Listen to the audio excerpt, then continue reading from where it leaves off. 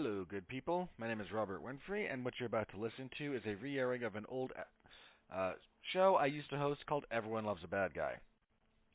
This episode originally aired March 21st, 2014. It features myself, Robert Cooper, and Sean Comer as we tackle maybe the deepest rogues gallery in all of comics, looking at the villains of the Batman franchise and all of its associated properties. This was part of a trip through the land of comic book villainy that I took around this time. And no discussion of comic villainy is complete without discussing the totality of the rogues gallery of Batman. As I said, maybe the strongest rogues gallery in comics. It's remarkably deep, wide variety of characters. Good time was had by all.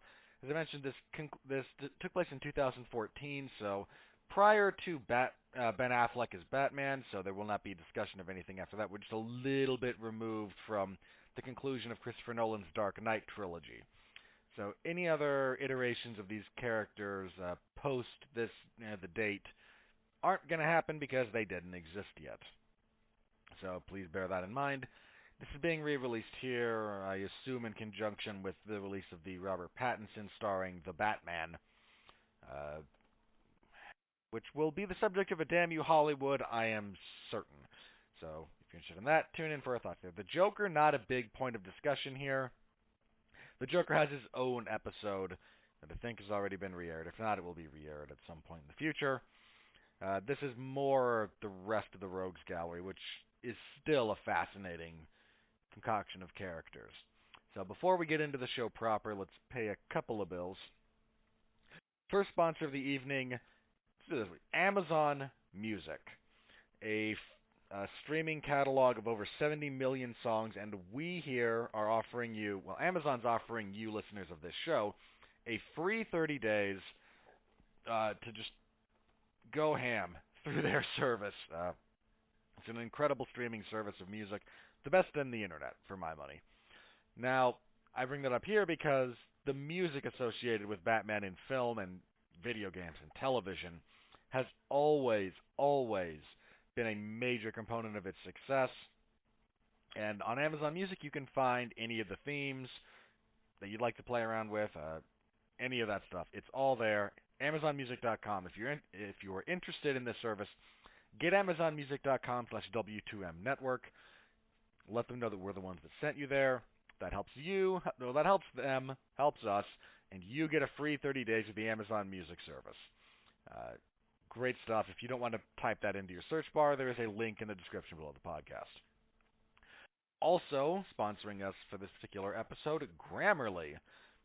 For you listeners of Everyone Loves a Bad Guy's re-air series here on the W2M network, Grammarly is offering a free download of the Grammarly software. Grammarly's AI-powered products help people communicate more effectively. Grammarly helps you write mistake-free on Gmail, Facebook, Twitter, LinkedIn, and nearly anywhere else you write on the web. Grammarly corrects hundreds of grammar, punctuation, and spelling mistakes, while also catching contextual errors, improving your vocabulary, and suggesting style improvements. It does it all. To download Grammarly today, go to getgrammarly.com/W2M Network. Once again, that's getgrammarly.com/W2M Network to download Grammarly for free. Again, there is a link in the description below if you'd rather just click that. All right, with all that out of the way, we throw it back to past me as we discuss the Rogues Gallery of the Batman. Have a good, hope you all enjoy the show.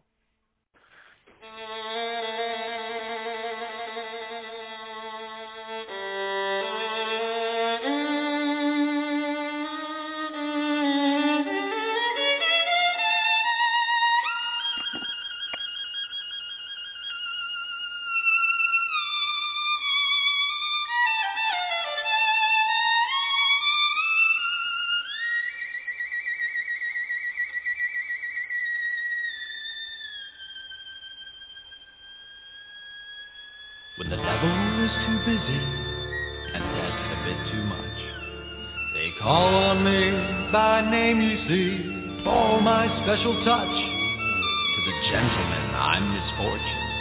To the ladies, I'm surprise. But call me by any name, anyway, it's all the same. I'm the fly in your suit. I'm the pebble in your shoe. I'm the pea beneath your bed. I'm the bump on every head. I'm the heel on which you slip. I'm the pin in every head. I'm the thorn in your side. Makes you wriggle and ride. And it's so easy when you're evil. This is the life you see. The devil tips his hat to me. I do it all because I'm evil. And I do it all for free. Your tears are all the pay I'll ever need.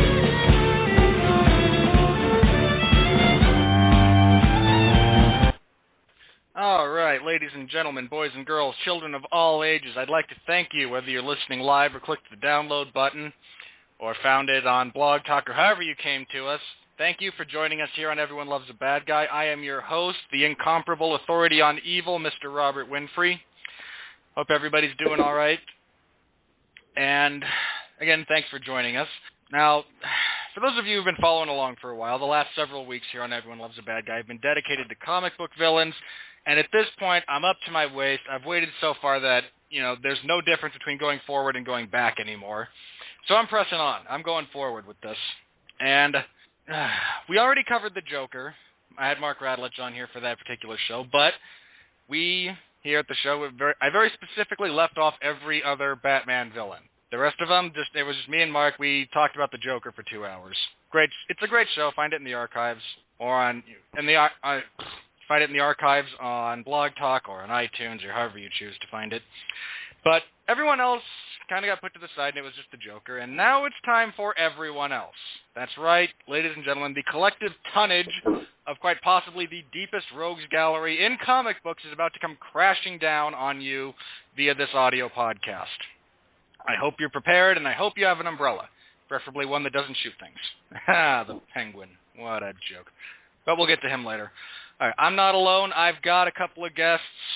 First up, he was here last week talking Spider-Man. He was here for X-Men. The metalhead himself, Robert Cooper, is back with us. How you doing, Coop? Hello there, everybody. It's hi, babe. I had to do that just in case Mark was listening and he gets really excited because he was thinking this dumbass is going to do Bane the whole time. But no, I'll just have to pop in whenever with it. But yes, that's right, boys and girls. I'm back, unfortunately for everybody.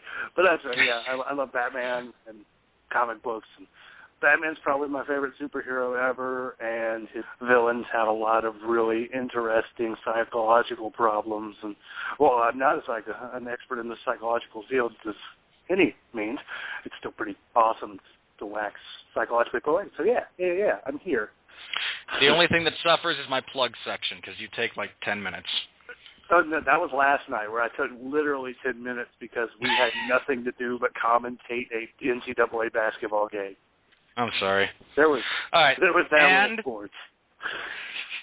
And he's been back for a whole podcast, so I don't get to steal Mark's excellent welcome back medley of tunes. But fresh off his time in the Fortress of Shaunitude, Sean Comer is back here, everybody. Sean, welcome back. I'm the green and black wearing space cop that managed to punch Batman clear back to the Silver Age. Back when he was good. We have to have an entertaining show tonight. It's our sworn duty as Radulich and Broadcasting members because right now our glorious enlightened leader is currently celebrating Disarmament Day, or should I say he's wincing and recovering from Disarmament Day. Oh. So in this case, I suppose in this case we go with what? 2 is enough. If I were a person who had any interest in kids as anything other than an appetizer, I know that's about where I'd stop. I didn't know that. That's hilarious. All right, Mark, we wish you well in your recovery and as well as everything else, because we all know Mark's about to go on the Jonas Exodus anyway, so best of luck to the Radulich family as they... Congratulations. Why not exercise a few other things? I mean, hey, just think of it this way. At least we all know how China felt. Wait. For the record, did that come across like I was trying to make a joke about Mark's weight? Because that really wasn't what I was going. No. Okay. No, not his. Oh, I didn't think about his weight. No, when you said disarmament, I'm like, wait, I thought he liked guns, and I was like, oh. When you mentioned 2 kids, I'm like, oh. Oh, this is off to a roar. This is off to a roaring start here, ladies and gentlemen. All right. He made the joke first. It's just unfortunate that I happened to also catch it. Because now it will be to death. All right. Before we go way too far off on a bizarre tangent, let's get down to some Batman villains. Now, I very specifically, the Joker's got his own. The Joker got his own podcast, and I don't want to dwell too much on him here. But I figure before we get going, if I'll give each of you, what's Mark's deal? 50 words or less, if you want to just very briefly mention the Joker before we start on with the rest of his villains, because you can't. He should at least be mentioned. So, Sean, you got anything in the very I can't talk tonight, folks. Got anything as long as you're kind of brief about it, to say about the Joker? Oh, sure. Fairly briefly, in order of preference, the greatest performers to ever portray the Joker outside of comic books are, from top to bottom, Mark Hamill, Heath Ledger, and Michael Emerson. In that order, that is gold, silver, bronze. The first 2 are pretty obvious where you can see those performances. However, as the last one, if you have never seen the DCAU, that's DC Animated Universe, adaptation of The Dark Knight Returns, for God's sake, track it down any way you have to, because the Emmy-winning Mr. Benjamin Linus himself smacks the sumbitch right out the park. And actually, I would say this. If I had to pick somebody who would be running about maybe a point behind for that bronze medal, it would be Troy Baker, simply because while he did an outstanding job, he's only, well, I don't know. It's hard to say, really. I'm partial to Michael because he had to play a very aged version of the Joker, and one who was coming out of a pretty fragile psychological state. And it really was pretty effective because he had kind of just enough affectation in his delivery that he really did sound like an older, slightly more worn down, but still very dangerous Mark Hamill. Troy did a great job, but I was just never quite as invested in it as I was in Michael Emerson's performance. However, if Mark Hamill is indeed, as he said he is, done, Troy is a more than worthy successor. And for all the flaws in it, if you haven't played Arkham Origins, for God's sake, endure the bugs, endure the imperfections, and if you're a gamer, go out and do it. Go out and play through at least once, because it's worth it just to hear him really bring a whole different kind of life into that role. And that aside, I would also kind of end it by saying just briefly that my favorite appearance of the Joker in comic form is a little bit of a cop-out, but I would have to say that it would pretty easily be The Killing Joke, because that is kind of right up there alongside A Death in the Family as the Joker at his very most destructive when it comes to hitting Batman right where it hurts. It doesn't hurt either that I'm very partial to the way he was drawn in as well. He's almost always fantastically rendered by almost whatever artist takes the pen, with the exception of the fact that I absolutely hate the way Jim Lee drew him in The Long Halloween and Dark Victory and Haunted Night and whatnot, because, goddamn, those ridiculous-looking... Jeff wrote him so very well in that, but I just can't get past that cartoonishly exaggerated mouth. It's a big one. So distracting. But anyway, all right, Coop, Nope, 50 words or less. Never noticed how cartoonishly large his jaw was. But hey, still love Long Halloween. It was awesome. So I did like shit all over Jeff Loeb last week, and it was deserved. It was a really good comic. Sometimes Jeff deserves it. Well, yeah, I mean, I was talking about Ultimates 3 and Ultimatum, and yeah, that was bad. He should feel bad. But yeah, the Joker, definitely Mark Hamill's version of it. That's really where I get a lot of my Batman love from, because not only did I grow up with that, like throughout my middle to high school years, I actually got all the DVD sets, so I was able to watch all of this all the way through, and oh, so good. Such an amazing show. Probably one of my favorite animated series of all time, if not my favorite. So I'm getting into more anime, so it's starting to get a little tough. But anyways, yeah, the Joker, he's one of those characters where you feel like he should be one note, because he's kind of just like a crazy clown when you look at him. But then you kind of get into some of the backstory with, like, Under the Red Hood, with, he was allegedly a failed comedian who got caught up in shit, and yeah, fell into a vat of acid, something like that. I don't know. Something like that, yeah. It was a vat of don't fall in that. Yeah, that's where I'd put it. But yeah, definitely the two comic stories you mentioned, not the Long Halloween, the Killing Joke. That one was really good. That is Alan Moore doing what Alan Moore does really well, just taking things and making them really, really great, even better than they should be. Well, it's making it sound like they're not supposed to be good, but you get what I'm saying. Like, it's already great, and Alan Moore just like puts it a step above. It was amazing. And then, with the don't worry about it. All right.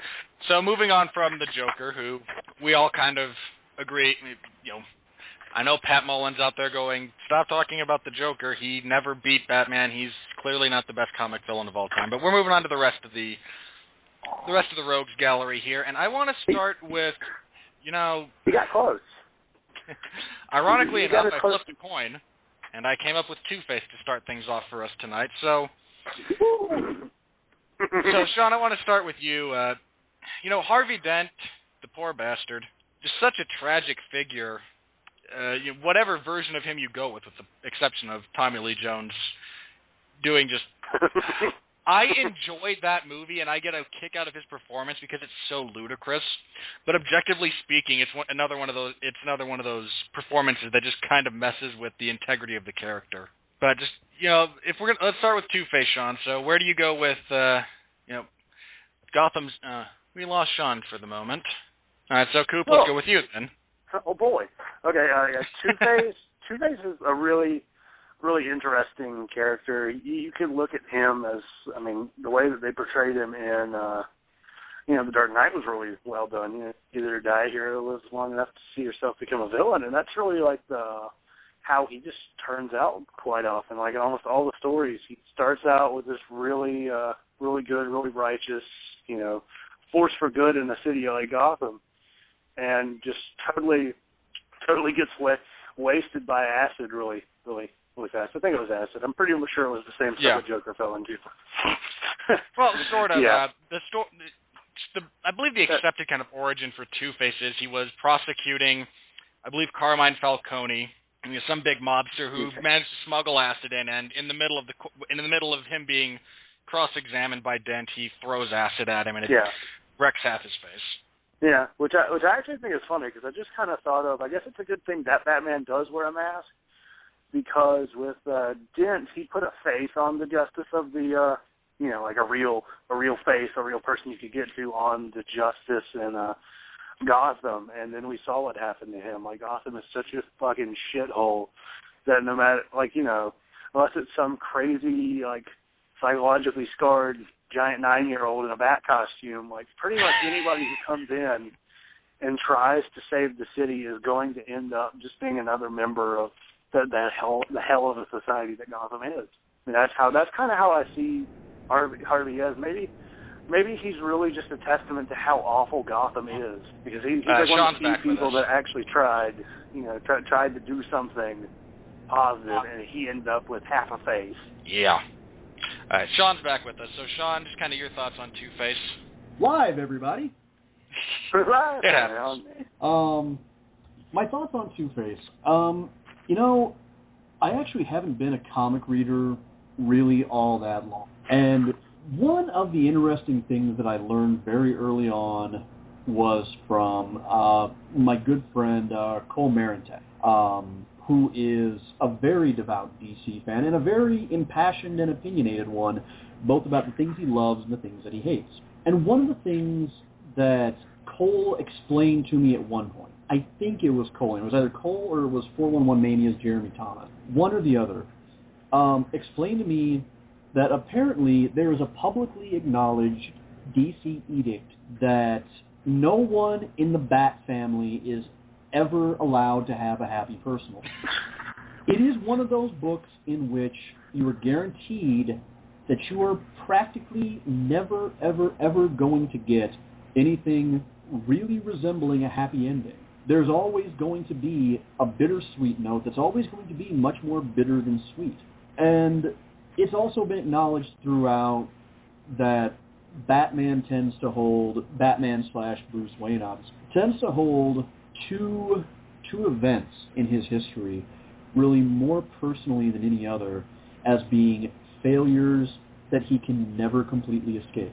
Well, okay, three of them. I'll say three of them. Two of those you attribute to the Joker.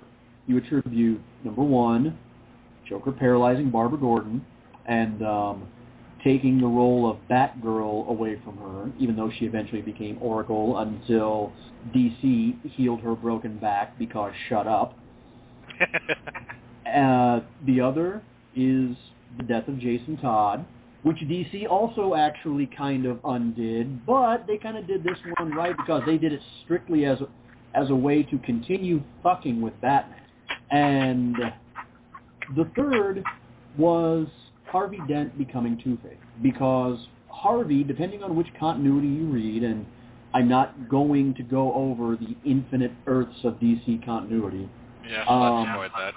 Yeah, was the idea that he always admired Harvey and respected him as being, although it's become cliche nowadays, the hero that Gotham really needed. Well, it became cliche because The Dark Knight did such a great job of explaining this particular bit of character interaction. Right. It did, but people tend to also forget, the thing they tend to forget about it, though, is that the way The Dark Knight adapted The Long Halloween was not the way it really played out. Because actually, if you go back and read Jeff Loeb and Jim Lee's amazing story, which is one of the better Batman arcs ever crafted, Harvey, in reality, was no White Knight. In that story, he was a man pushed not just to the edge, but privately, behind closed doors, pushed past it to the point that he was forced to do bad things for what he felt were the right reason. And in the end, it ultimately cost him, it cost his family, and as far as Bruce Wayne was concerned, it cost Gotham the man who could publicly take on all the forces that he had to do in the shadows by cover of night, always just one step ahead of the police, and sometimes making deals with the police, or with Commissioner Gordon anyway, to be given just enough leash to be able to do stuff, because he could do the things they couldn't. And so that really continually haunts Bruce, haunts Batman throughout all his entire career, because it's somebody that you loved that he couldn't save. And in a way, it's kind of one more reminder every time he sees him of everybody that he's been up. So that, almost more so than the villain's gimmick, is what really makes him compelling. Well, a lot of these Batman villains were started out as just kind of gimmicky characters to play off of Batman, and it's a testament to the people involved that they were able to move past, oh, it's Two-Face, so he robs. And originally he did a bunch of kind of gimmicky stuff like that. He was he robbing does crimes Gotham. in twos. Yeah, he was robbing Gotham's Second National Bank at 2 p.m. on February the 2nd, trying to steal $2 million. I mean, just odd stuff like that. And you're able to get away from that and get into a compelling character when you get past all the campiness and the gimmickry. There's some substance there, and it's a credit to everyone involved that they're able to get into that. Speaking of getting into substance, as opposed to where necessarily where things start from, Mr. Freeze. I was a little bit of backstory. I'm about the same age as Robert Cooper here, and so I spent a fair amount of my childhood enjoying Batman the Animated Series. Universally regarded as one of the best, if not the best episodes of that series is, I believe it's called Heart of Ice, and it's the introduction of their version of Mr. Freeze. That was my first exposure to Mr. Freeze, so for the longest time I thought that was Mr. Freeze. Well, years later I did some research because, I forget exactly why I was doing it, but I was looking into it, and no, that was not the original incarnation of Mr. Freeze. He was very different originally, and he was on the campy 60s Batman television show, played by 3 different actors, mind you, one of which was Eli Wallach, which is one of the oddest visuals I can possibly conjure. And he was just kind of a throwaway character. He was murdered rather casually by the Joker in the comics, if memory serves. And then Batman the Animated Series decides, we can probably do something with this. So they create a deeper backstory. They make him a more tortured character. And everyone loves it. And they revive Mr. Freeze in the comics with that backstory. And he goes on to become one of the most, not just because of his gimmick, but because of how he's handled, one of the better and more well-known Batman villains. I mean, if you get out, he's one of those the first named villains. If you ask someone to name Batman villains, generally speaking, you get the Joker, you get Poison Ivy, you get the Penguin, but Mr. Freeze is actually kind of in that echelon as far as immediately thought of when you're talking Batman villain. And then, sadly, you had the way he was written in Batman and Robin, and Schwarzenegger having to spout just nothing but awful, awful puns. Oh, I can't wait. It was bad, folks. So let's go with Mr. Freeze. I'll keep this with you for a minute, Sean. What are your thoughts on the bald-headed frozen man? To which of us are you speaking? Yeah, you, Sean. Sorry. I share a lot of your opinions, actually, and I agree with you. The fact that Eli Wallach plays in the campy 60s series, and remember, this is a guy who was in the Dollars trilogy. Yep.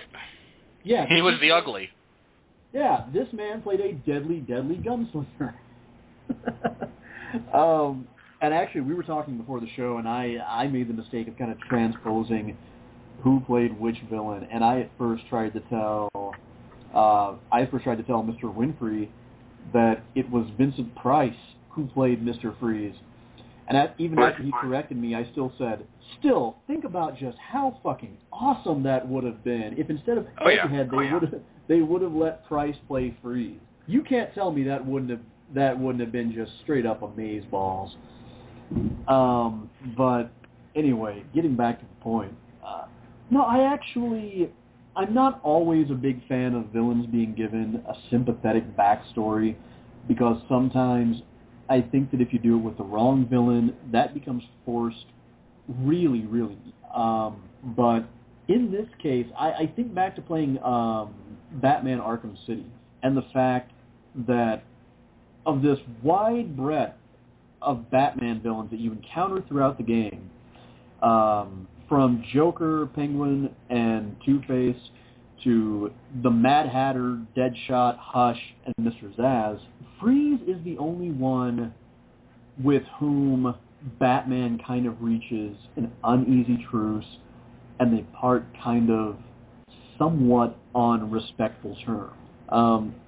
You know what? I'm not even going to worry about spoilers, because fuck it. The game has been out for 3 years now. You've had time to play. Yeah.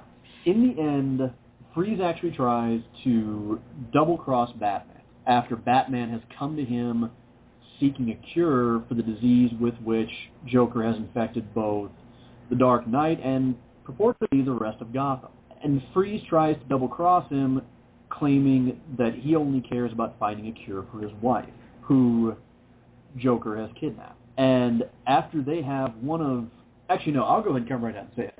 After having the highlight boss battle of the entire game, Batman eventually goes off in search of the cure. And as a side mission later, Batman, you playing as Batman obviously, go forth and find where Joker has been hiding Nora Freeze and then report back to Two-Face. And he very sincerely thanks Batman and goes off to his wife. And the two just go their separate ways.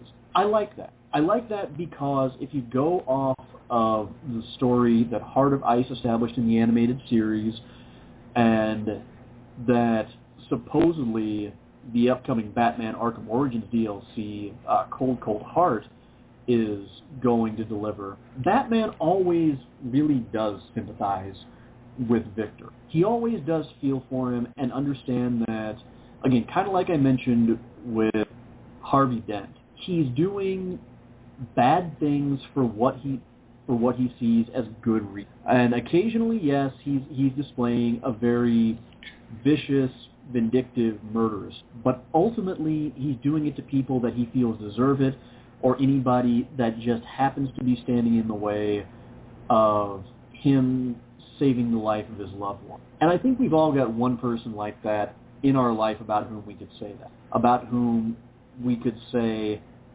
God help, heaven, hell, or earth, if any of those sides should try to harm this one individual. You know, because not only will I take a bullet for this man, this woman, this child that I brought into this earth, this dog that I rescued from a shelter, this kitten that I nursed back to health.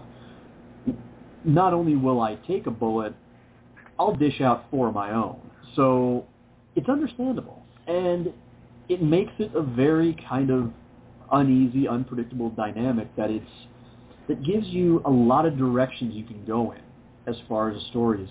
So, quite frankly, I'm glad that Paul Dini, in one of his many genius moments in revolutionizing the Batman universe and the Batman mythos through the animated series in its various incarnations, took what was a throwaway character and saw the untapped potential and really gave him some, up to that point, unheard of, unimagined depth, and has made him somebody that's become kind of an indispensable mainstay of the entire gallery. Yeah, I completely agree with that assessment. So, Coop, anything you wanted to add about good old Mr. Freeze? Time for me to break the ice. Fucking love. Do you know that impersonation pretty much ruined an entire viewing of Frozen with some people? Because every I would just randomly pop into Let's Shoot the Dinosaurs. It doesn't have to be the Batman. I hardly ever see you anymore. Do do do do do do do do do. Dig. I love how we went to incredibly serious analysis of a character with Sean fucking Arnold Schwarzenegger impersonation. Oh, I love it. You know, I mentioned this to Sean off air, I think, but I don't know if you were here for it or not, but I think Arnie gets way too much crap for that role. The way it was written, nobody could have saved it. And when he's actually not having to deliver that awful dialogue, what Arnie's able to do with his eyes and his facial expressions in that movie is actually pretty compelling. Yeah, as compelling as a man who makes ice puns can be. Okay, there's that caveat. Let me also say this. When I first heard... Okay, that movie came out in, 1998? When I first heard they were doing that and Mr. Freeze was going to do it, I'm a kid. Middle school, junior high, not quite high school. My initial reaction was, they should get Captain Picard to do it. Because my first thought was, again, my exposure at this point is Heart of Ice and what you've seen from Batman the Animated Series, and unwittingly I said Patrick Stewart should do it, which is actually someone they thought about doing until they went with Arnie, and because Joel Schumacher is bizarre. But anyway, I cut you off there.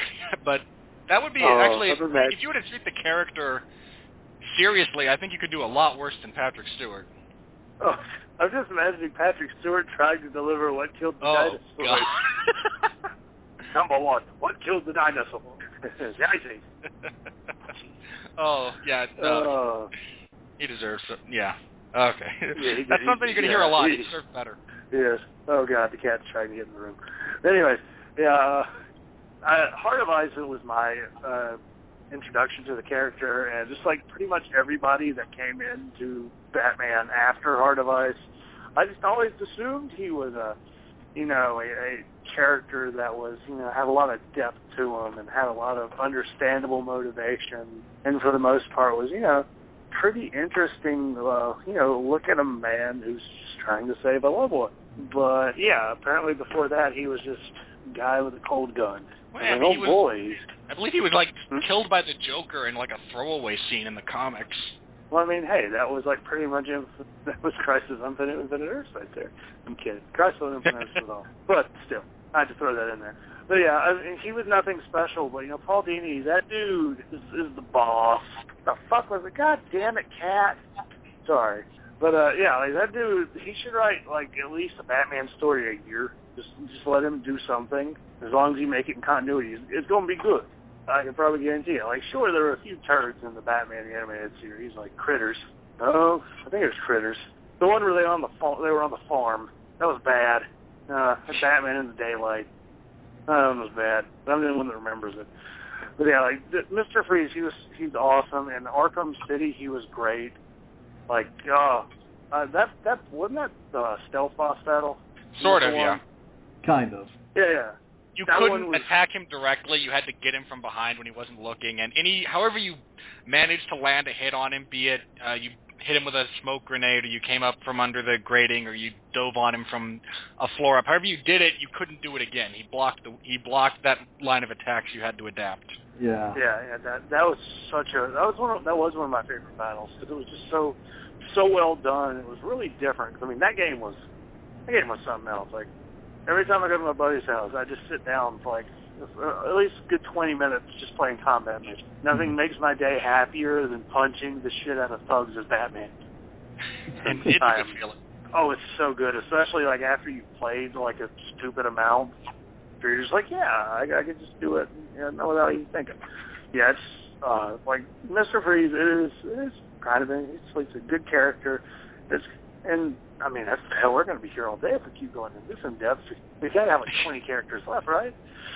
Well, There's a few. the thing is, though, the real joy of that game is once you finish the main game once, then you can go back and have the absolutely surreal experience of roaming around Arkham City in the various alternate skins that you can download. Ooh, see, I didn't do that. I wanted to get the Batman Beyond skins so bad. No, you can do Adam West Batman. Yeah, well, correction. In Arkham Origins, you can. In Arkham City, you can be Earth 1 Batman, Batman Inc. Batman, Long Halloween, Batman Beyond, animated series. You can be 1970s Batman. Oh, it's so good.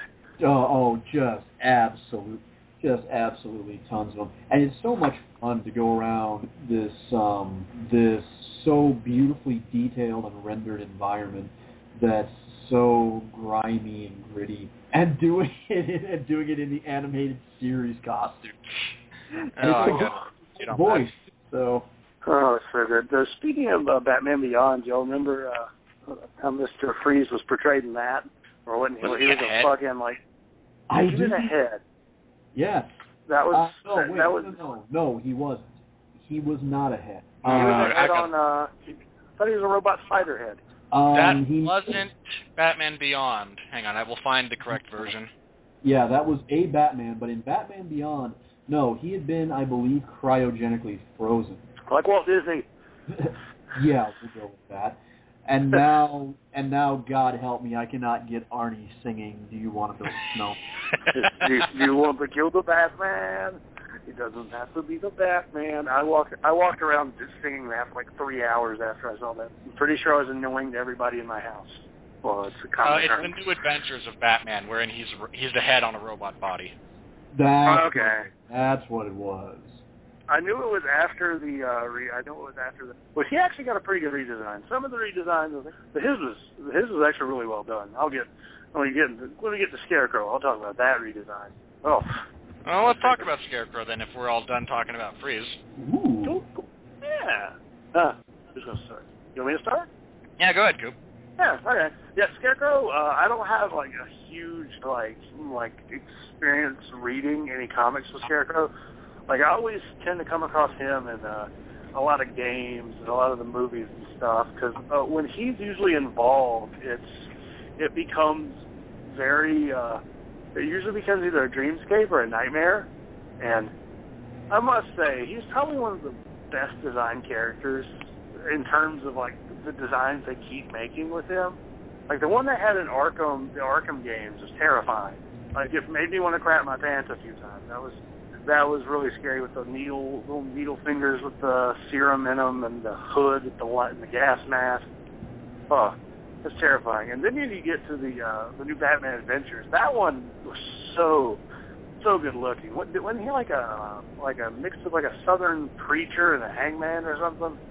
We'll find out. He had a noose hanging, and he was wearing a long overcoat and a black hat. Like, it was something. It was really good. He was a lot like the way that Jim Lee drew him, except Jim, again, in his preference for comically exaggerated features, made that hat look like something Bootsy Collins or Dennis Rodman would wear. Oh, God. See, I've not had as much experience as Jim Lee's art, though I do love Hush. That was such a good story. But, like, he's one of those characters. It's like, I'm pretty sure wasn't he picked on as a child, and then he became then he became obsessed with phobias and stuff, and became a really recognized scientist on phobias until he decided to use his powers for evil or some bullshit like that. Hey, guys, you know what? I have been a bad Batmantologist. I have been talking about the wrong artist this entire time. No, okay. actually, you will never hear me have a bad thing to say about Jim Lee either, because Jim Lee's pencils on Hush are fucking aces. It is one of the best-looking comics I have ever read. Tim Sale? Yes, actually, because at the back of my mind, I felt something nagging at me going, talking about the wrong guy, you're talking about the wrong guy. And I got up and went over to my bookshelf and pulled out The Long Halloween, and yes, sure enough, actually, the fellow that I've been talking about, who does the distracting, enormous Joker teeth and the hilariously massive Scarecrow hat, that is in fact Tim. That is not Jim Lee. That's not to say that I don't like Tim Sale's artwork. I absolutely love it. It's just that of all the characters that he draws, the ones that distract me the most, I guess it's kind of the equivalent to when Chris Rock would talk about Al Sharpton's hair, and he would always say, Al Sharpton can tell you that he had the cure for cancer. You just look at him and say, look at that hair. He said he looked like Bookman from Good Time. Whatever Tim Sale draws, he has such distinctive line work, and he works so magnificently in like a Frank Miller type fashion with shadow and lighting. But anything else he draws, if he's drawing fucking Jokers or Poison Ivy's goddamn ridiculous looking hair, I can't take my eyes off of it, and it takes away from everything else. Batman could be quoting Macbeth. The Riddler could be making an iota of sense for a change. It wouldn't matter because I would be zeroed in on that. It's such an exercise in attention. So, anyway. But yeah, where were we? Oh yeah, Scarecrow. Scarecrow, I remember in the animated series, one of the best episodes that he was in was the one where Bruce, the episode started and Bruce was Bruce. He wasn't Batman. Batman was somebody else, and as we come to the episode goes by, he starts trying to figure out he's trying to figure out who is Batman then if I'm not Batman. And was that Mad Hatter? I think that was Hatter. That was Hatter. Okay, I forget which one was Scarecrow, but yeah. Well, Scarecrow, the one that sticks out for my mind is Scarecrow is the one where he winds up dosing Batman, and Batman is constantly hallucinating his father telling him what a failure he is. Yep. Yeah, it's always something like that, or like that one time where you got the nightmare fuel with the giant skeletons, and oof, damn Batman. Yeah, Scarecrow is really interesting, and especially if you play the Arkham games, he's always kind of fun his levels are, again, they're different. They're a lot more platforming, especially I'm pretty sure it was the first game. Yeah. Oh, good old Scarecrow. But yeah, that's pretty much all I have to talk about. Killer Croc was pretty gratifying. Oh, Killer Croc. Crazy poor man. I almost hit him with a rock. I love that. I almost hit him with a rock, and everybody just turns and looks at him, and he's like, "It's a big one." Almost got it. That was one of the best. Oh, that was great. That was a great episode. All right, so keep with Scarecrow for a second. It's even better when you realize it was Batman the entire time. So true. I mean, Croc's not that hard to impersonate. He's kind of stupid. Yeah, to prepare himself for it, Bruce locked himself in the Batcave with about 24 hours of BET and MTV. Oh God, he watched a marathon of The Real Housewives. And to top it all off, just to push him that much further over the edge, he actually watched 15 minutes of CMT. Oh God! All right, now that you've sufficiently horrified the upper levels of my brain, and I wish to put out my mind's eye. Sticking with Scarecrow with you for this, Sean. I'm kind of curious about this one because Cillian Murphy in all three movies of the Dark Knight trilogy from Nolan makes appearances as the Scarecrow. Was that good casting for you? Did you think he was the right guy for that? Did you wish they would have gone in a different direction, maybe? That was fucking superb casting. The one thing that anybody who has ever seen any movie in the Dark Knight trilogy has absolutely got to come away thinking is that nobody could have played any of those characters any better than the people they actually cast. Before anybody says a fucking syllable, I would have rather Rachel Dawes just not existed at all. Yeah. Fair point. We don't talk about her. I mean, did she even exist before? We don't talk about Rachel for a reason because she was played by two horribly overrated actresses back to back. Where is she? Jack Bauer is the Batman. Now we saw it Snake. But or David Hayter. That's a good one too.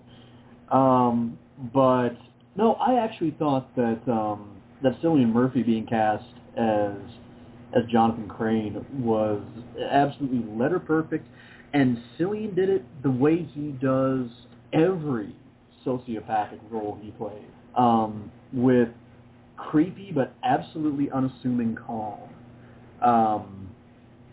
He is the reason Red Eye is so damn watchable, and my hat's off to him that I think he's actually terribly underrated in those kinds of roles. But what I've always liked about the Scarecrow as a villain is the fact that, number one, he's one who can actually kind of match Batman intellect for intellect. But just as importantly, he's able to get to Batman in the one way in which it's terrifyingly easily for any criminal, any terrorist, any enemy of the state to get into Gotham. And that's through chemical warfare. Because not only are there so many ways to help a chemical agent work its way into the body's system, but it's literally one of those build a better mousetrap scenarios. It's like if somebody happens to devise and construct a computer system, a software network they claim is absolutely unhackable. The moment you do that, the moment someone is going to devote exactly how much time it's going to take to say, there's no such thing as unhackable and I can prove it, they'll just come up with a more resistant strain, a more foolproof delivery method, and make you work to outdo it because they know every time the volley goes back and forth, they know that they can turn any volley you send their way. They're not going to quit. They're always going to develop something that can work around your security measure. And he always finds a way to infect someone with that fear toxin. And for as incredible a tactician as Batman is, and for all of his abilities to think like his enemies, he still manages to repeatedly stumble into the fear toxin. Some way, somewhere, at some point, Scarecrow is able to find that instant in which he's not suspecting it, and there it is. Just enough to set him off his game. So, in a sense, he's really kind of underrated in terms of Batman's inability to really ever be fully rid of him. Yeah, I agree. I mean, well, in the Arkham Asylum game, it turns out he was coming up behind you and stabbing you in the neck with his syringes full of fear toxin. Yeah.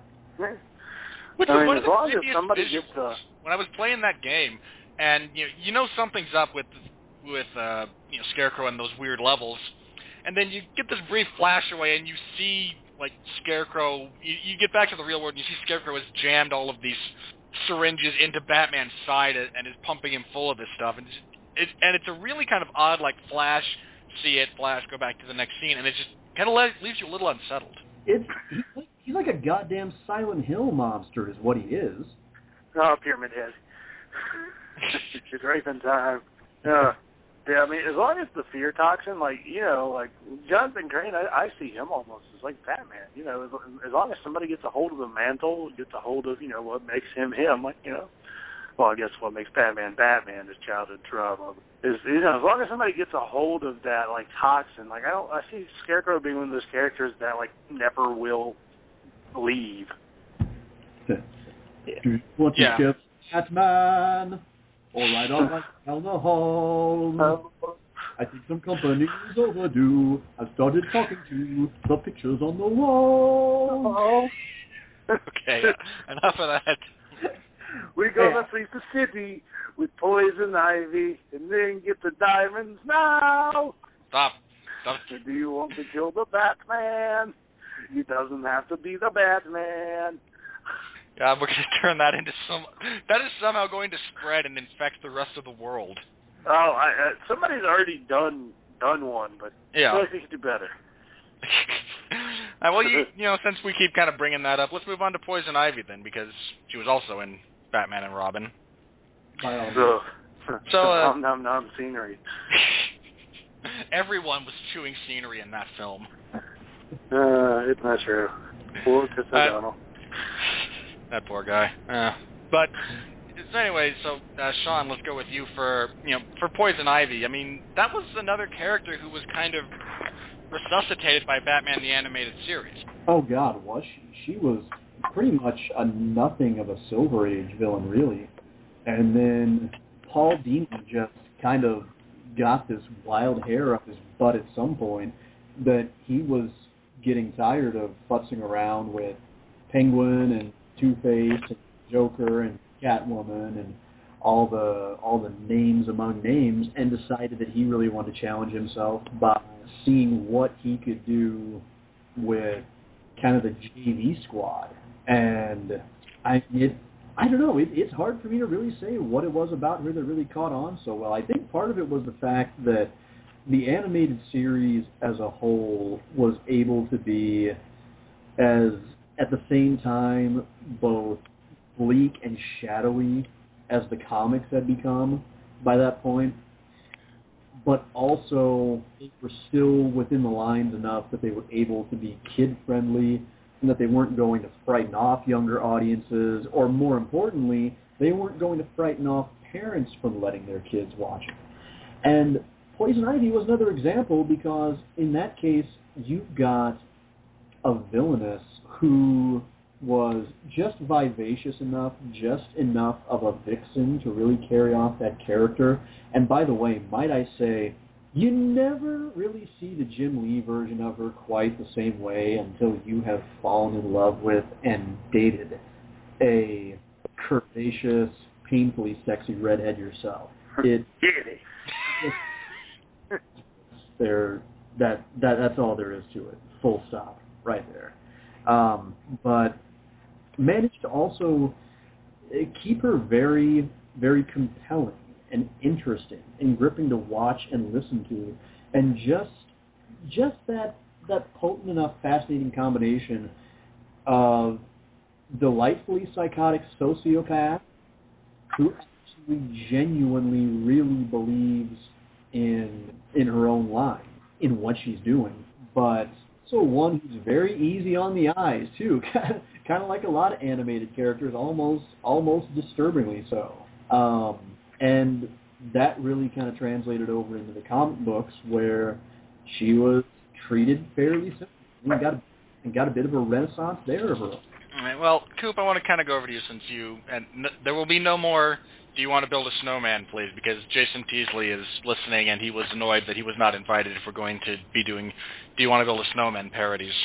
Well, we didn't plan it. It just snowman just sort of happens. It didn't have to be the Batman. Oh God. I want to just kind of, she's been played a bunch of different ways as far as her character backstory and whatnot, and some of them are kind of out there, and that includes the version from Batman and Robin where she's played by Uma Thurman. And Coop, I want to kind of go with you for this one. Again, that movie is just so bad. It should be studied. It really, really should. Studying shit. Yeah. Some things are so bad you should study them so you know not to repeat those mistakes. But, so I'm just kind of curious, how was that, did you enjoy that version of, now because in some versions she can talk to plants and communicate with them, and there's all kinds of different backstories and little minutiae of the character that you can kind of play with. What's your favorite version of, her being, with, somehow empathically connected with all the vegetation on the planet, or which version of her do you enjoy do you think is probably your favorite? A lot of good ones. I think it just kind of, I don't really look at them, I guess, as versions, as just how crazy and how plant obsessed she is, because some versions she's like kind of a criminal who's got just plant talking powers, and there's other ones where she considers them as her babies and she turns into a crazy fucking eco-terrorist, which is always fun. I think that's usually my favorite, because eco-terrorism, we don't have enough of that in our comic books. Yeah. I think that's my favorite version of her. Like, I didn't actually know, I've never read anything Silver Age from her. Hell, I didn't even know what she did before, the animated series. Because really, it's kind of like Mr. Freeze, except Mr. Freeze, I only knew he was a guy with just a guy with a cold gun, because I saw a Batman documentary once and told me that, and I was like, oh, I didn't know that. Yeah, like Poison Ivy, she's really an interesting character, and well, I've never dated a curvaceous redhead. I'll put that on my bucket list someday. Oh, and Teasley, shoo. I'm so kind of glad we don't take call-in. All right. Well, and then, like I said, there's a bunch of different ways you can kind of mess with her, because in Arkham Asylum, you encounter her a couple of times, and she becomes one with this giant plant for one of the boss battles. Yeah. That's just really kind of weird.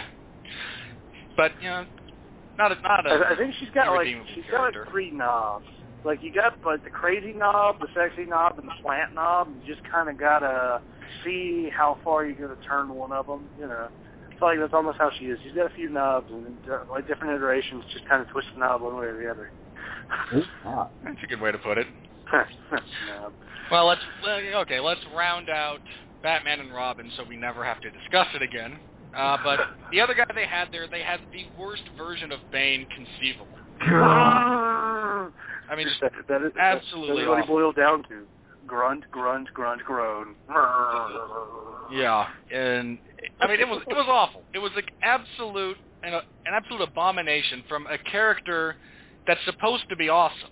I mean, what was it? I think it was Mark who said it. If you listen to The Long Road to Ruin, and they had Samer on, and they talked about both the Tim Burton and the Joel Schumacher Batman series. And when Mark gets back from the hiatus, they're going to be tackling The Dark Knight. But I think it was Mark who said that of all the things that Batman and Robin screws up, of all the egregious errors it commits, there's nothing worse than taking one of the most interesting and cerebral and threatening villains in Batman's rogues gallery and turning him into that. You know what? Turning him into You know what? No, I'm not going to call him Bane. Fair enough. I don't disagree with your decision. Henceforth, his name shall be Roidio Grunt Grunt. Oh. You mean Dave Bautista? Dave. If you wish to go all John Jacob Jingleheimer Schmidt and make Roidy's name Dave's name too, then yes, you are more than welcome to. But as far as I'm concerned, henceforth, that grotesque luchador-looking thing in Batman and Robin shall no longer be called by that name. He is Roidio Grunt Grunt. All right. And whenever we go up, people will always shout, Roidy McGrunt Grunt, Grunt Grunt Grunt. There we go. All right, but yeah, that was probably my favorite thing about The Dark Knight Rises is that they got Tom Hardy, who's a fantastic actor, and he's a bit of an ectomorph. If you've ever seen, he's able to change his body type almost at will to kind of fit whatever he's doing. And he was able, and okay, issues with the voice and whatnot aside, we actually finally got a version of Bane that was true to the character. And anybody out there, don't give me that, well, he wasn't on Venom, he didn't come from Central America. Don't give me the little no. I don't care about the details. Hey, guess what? Roidy McGrunt Grunt had Venom. He had the proper mask. And I believe they turned him into that version somewhere down in Central America where all that crazy research was going on and whatnot. So don't give me that. The character is more than the details that go into its backstory and whatnot. And Tom Hardy was able to actually be Bane, as opposed to Roidy, whatever the fuck we want to call him, Grunty over there. Hey, go ahead, Sean. Hey, you know what? If we're going to take liberties with this character's backstory, I'm going to give him a goddamn Irish last name. Fair enough. Because if he were Brazilian, he'd be Roidy Grunt Grunt Silver or something. Yeah, exactly. Or Roidy Dos. Roidy Dos Santos. Oh, yes. You know, or Roidy Paul Harris, or Roidy Belfort, or Roidy Assunção? Yeah, there's a lot of those, too. Roidy Assunção, or, if he were Belgian, we would just call him Alistair Overeem in a luchador mask. I don't know. True. I think Roidy McGrunt got a lot more done. He justified his paycheck, at least. He didn't gas out after 10 minutes. Got this. All right, but okay, just kind of getting into Tom Hardy's version since we're ignoring Roidy McGrunt Grunt over there. But I mean, I had this weird. Hang on, I might have to mute myself. If the dog doesn't shut up. Roidy's born this way. It was horse meat. Roidy eats bad horse meat. Roidy apologize to NSAC. Roidy never do again. Roidy buy meat from Tesco. All right. Back on track. And here's why I kind of want to talk about Tom Hardy's version. That was the first time. I mean, I was not exposed to the comics and how, and just all of the kind of the details and just how awesome a character that was. I mean, I knew it was not at all what was presented by Joel Schumacher, but Tom Hardy took this character and legitimately kind of made him scary, which is an odd thing to do, especially since he was given the way that mask worked. He was just able to kind of emote with his eyes, and he turned him into something scary. I mean, just his fight with Batman in the first fight, where they reference Nightfall and he breaks Batman's back. One of the most, I mean, watching it in theaters, I almost got scared just because he doesn't stop. Batman's throwing everything but the kitchen sink at him, and he just keeps coming. And there was a moment in that fight watching it. I'm just like, oh my, I knew what was, I mean, I already knew kind of what was going to happen because, hey, we're only halfway through the movie and there has to be the redemption story and whatnot. But just, you get the sense that, no, he's not going to stop. He's going to keep fighting and he's going to kill you.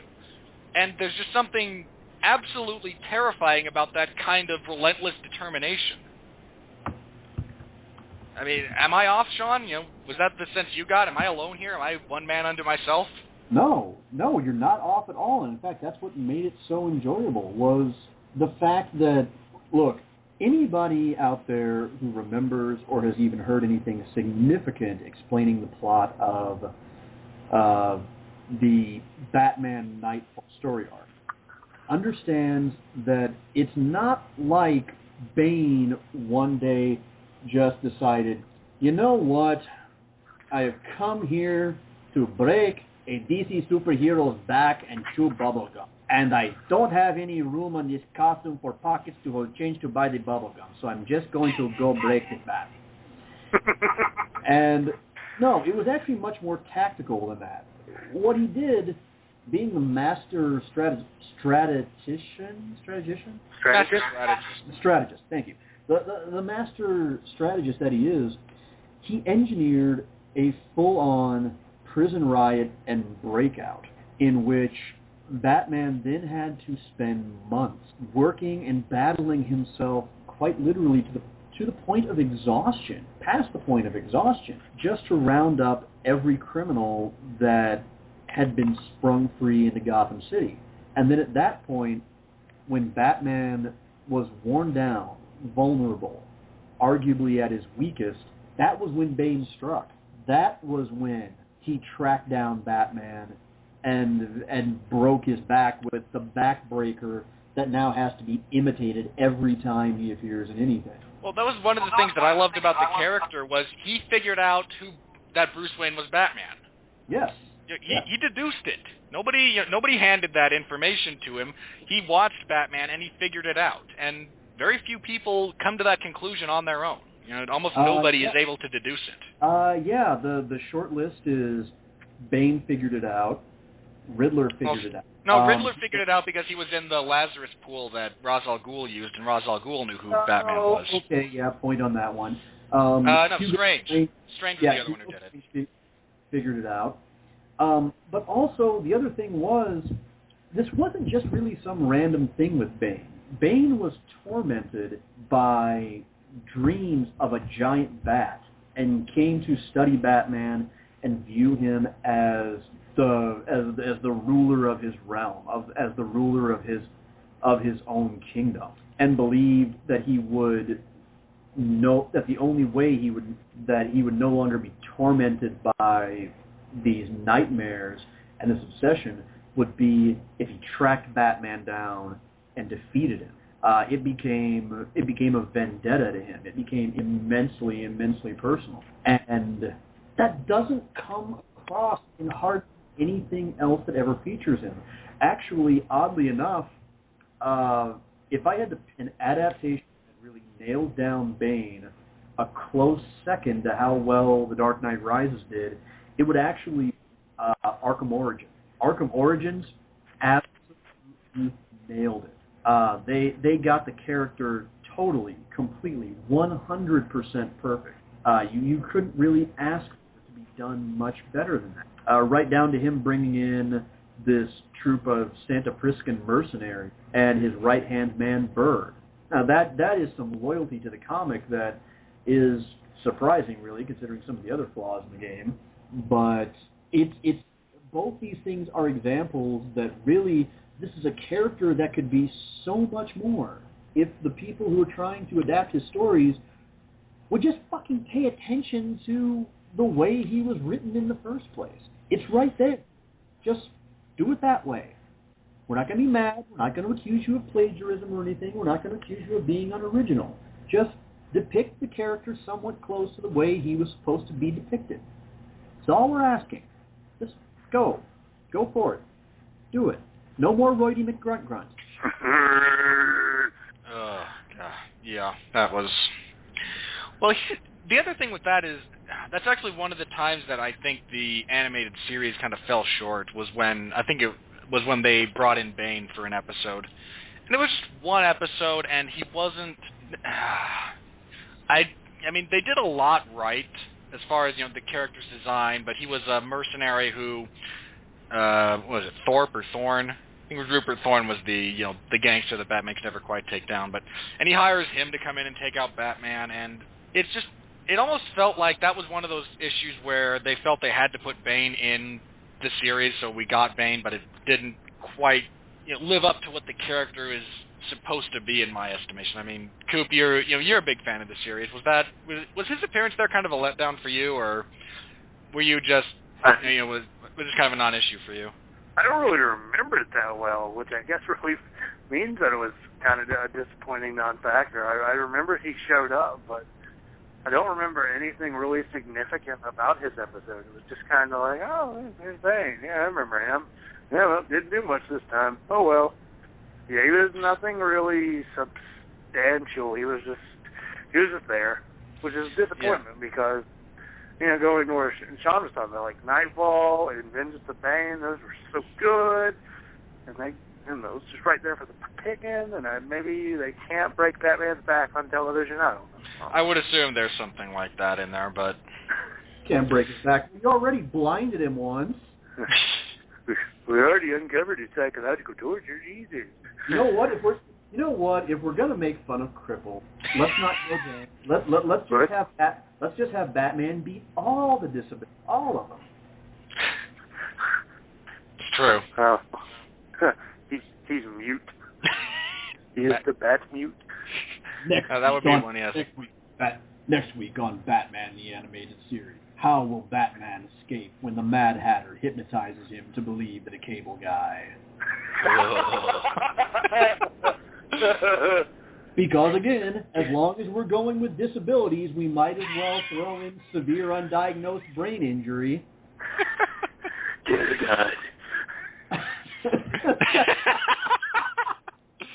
Oh, God, help me. That's gonna be somewhere in the recesses of my mind for the longest time now. Thanks for that, Coop. You're just gonna be walking around us, you're like, you just hear, dear God. Someone has to go up to Christian Bale on the street now and get him to do that. If anybody has the balls to go up to that guy, get him to do the Bat voice and say, "Get her done," because it has to be out there now. From now on, anymore, the meme shall not be, "My parents are dead." From now on, it's going to be, "My house was built under power lines." My house was built under power lines. Oh, man. All right. Maybe with the babies and your kitty. All right.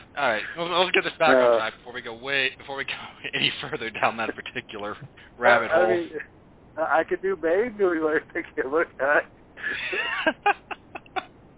Batman. All right. The other major one that we haven't hit yet, that I think that we absolutely need to, I think, is Riddler, Edward Nygma, the other guy who. Yeah, I know. His name is... Everyone point and laugh. Now, Nelson, I saw something funny. I love Nelson. All right, but Riddler's another one of those characters who just sadly was portrayed in other media forms in a way that just kind of undermined any of his ability to be threatening, because you had Frank Gorshin from the 60s television series, and then you had Jim Carrey doing kind of a send-up of that version in Batman Forever. and he's... I love Jim Carrey. And his funny-shaped head. Yes. But, I mean, that's a character that just has never quite been done justice as far as mass media, that type of thing. Then, I mean, in the comics, he's portrayed in a lot of respects, very differently than he is shown in film or television or most. I mean, with the with the Arkham City and Arkham Asylum, actually, we get a decent version of the Riddler. But to a lot of people, he's never were able to find out anything deeper than Jim Carrey doing Jim Carrey as the Riddler. It is kind of a sad thing, Coop. I mean, right, Coop? I mean, what are your impressions of the character, Coop? Well, I mean, first I want to go back to Bane. I actually didn't say, the only thing I didn't like about Tom Hardy's Bane was that he wasn't the mastermind at the end of it. Yeah. That's the only complaint I had. I was kind of disappointed. I'm like, Bane wouldn't fly when you buy it. Yeah, that was the only thing. But, the Riddler, he's always an interesting character. Like, his portrayals go from Jim Carrey as the Riddler, playing Jim Carrey as the Riddler, to, like almost like a chess master in some aspects. Other ways, he's just some dude obsessed with riddles. There's a lot of really interesting takes just on the character itself, and I mean, I guess he's just one of those characters that the interpretations are very, I guess they're endless in some aspects, because, he's obsessed with riddles, and he wants to be better than Batman, and he's really good at puzzles, and, just kind of like Poison Ivy with the knobs. We just kind of, sometimes we'll tone down some things, bring out some others. Yeah, always did like a good old Enigma. Yeah. He was just always a cool character. It's nice to see a character that is as good as a puzzle solver, kind of a detective, almost as smart as Batman, because I feel like that's always something that we find in Batman's rogues, is that a lot of times one of them is just as strong in one of Batman's like areas. Like, you got one that's a detective, you've got a Scarecrow, he's just as good at causing fear. Joker's an antithesis, fucking unpredictable nuts. But, you got Killer Croc is just as strong. You've got other characters that have been brought in, like Deathstroke. There's lots of really interesting villains. Hell, maybe I should say this to the end, but like they all bring something that is a piece of Batman, which really, I guess, maybe is what makes it one of the best rogue galleries, because they all seem to be a little fucked in the head at the end. Yeah. Just a little. Well, that's actually I think there's one addition to the comics, and I couldn't tell you where or when. I believe I've heard the quote that Riddler actually at one point voluntarily checks himself into Arkham Asylum after Batman has caught it, or he turns himself into Batman. And the reason he does this is he goes to Batman and he says, Batman, I just wanted to rob a bank. I wasn't going to leave riddles. There weren't going to be any clues. I wasn't playing a deep psychological. There was nothing here. I just wanted to rob a bank and get some money. And I still wound up leaving you riddles and clues to follow and catch me. I think I might actually need help. Oh, that's funny. See, I thought he was just fucking with Batman there, because the fact that he wasn't leaving riddles and clues was a giant riddle and clue right there. So that was the whole point. But yeah, the man can't help but not leave a clue, and I think he always wants to prove he's smarter than Batman, which is funny. Well, isn't that his motivation in the first two Arkham games, Sean? I mean, your interactions with Riddler tend to be, they're non-linear. You just are you're solving his clues, and you're trying to locate him and beat him, but all of your interactions with him, he's just trying to prove that he's smarter than you. That's his end game. Is it not? Well, it depends on what order you play them in. If you go back to Arkham Origins, his goal was actually that he was at that time, I forget whether he was a current or former member of the GCPD cybercrimes, who believed that he had to cross some lines to truly clean up Gotham City's corruption, and they were lines which he believed Batman was not really willing. So that's where you get the whole extortion storyline, and along the way, he encounters Batman for the very first time before he even becomes before he's even known as Edward Nygma. At that time, he's still I believe it's Edward Nashton, and Batman kind of gives him the nickname Enigma. And as their little battle of wits plays out, that really becomes personal to him in terms of being a war of intellect. And then in Arkham Asylum, you have Batman being forced to just, because reasons, track down the riddles and solve all the riddles. And of course, Batman does so, and eventually, from Arkham Island, he's able to lead the police straight to the Riddler. because Batman. And then it becomes really personal because that's when he starts taking hostages and demanding that Batman solve the riddles, or he's going because, I don't know, murder in time. And, God, I have no idea where in the world Arkham Knight is going, but have you seen the screenshots of his costume yet? Yeah. From the new one, no. I haven't. Oh, God in heaven. Hang on a sec. I happen to have Google Images open right now. I need to file you need to see this and face I'll Google it. Yeah. Make your point. I'll look it up. Just Google Riddler costume Arkham. But really, along the way, what's kind of made him more interesting is that of Jim Carrey and Frank Gorshin being kind of the most identifiable Riddlers, Wally Wingert has kind of brought this whole new grounded, dramatic megalomania to the character. He's still an egomaniac, but he doesn't have the ass on giggle that Frank made him. He's actually, I think, the closest he's ever been in any other medium to the way he appears in comics. And Wally shines in that role. And it's why when I look at that goddamn fucking question mark pajamas costume that he's apparently going to be wearing in the next game, it just makes me want to weep. Yeah. What's wrong with the Arkham City's costume? I like his Arkham City costume. You said you liked it or didn't like it? The Arkham City one? I liked it. Yeah. That he had this awesome. weird, he had the bowler hat, but he had the rolled up sleeve. He just had this really interesting look to him. Yeah. He wasn't wearing a fucking question mark onesie. he wasn't a goddamn magenta domino man. Looking for all the world like a quite possibly gay, insane John Lydon.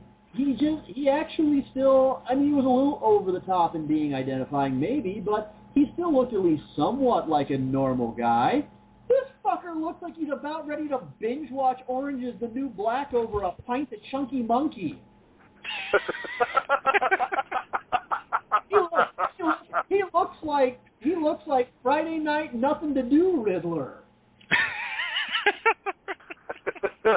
Oh God. I guess the next riddle is why the fuck did they dress him like that? It looks like if he were to try to start a fight with Batman, Batman would just look at him and go, "Why would you think that, you slow white boy?" Punch his face.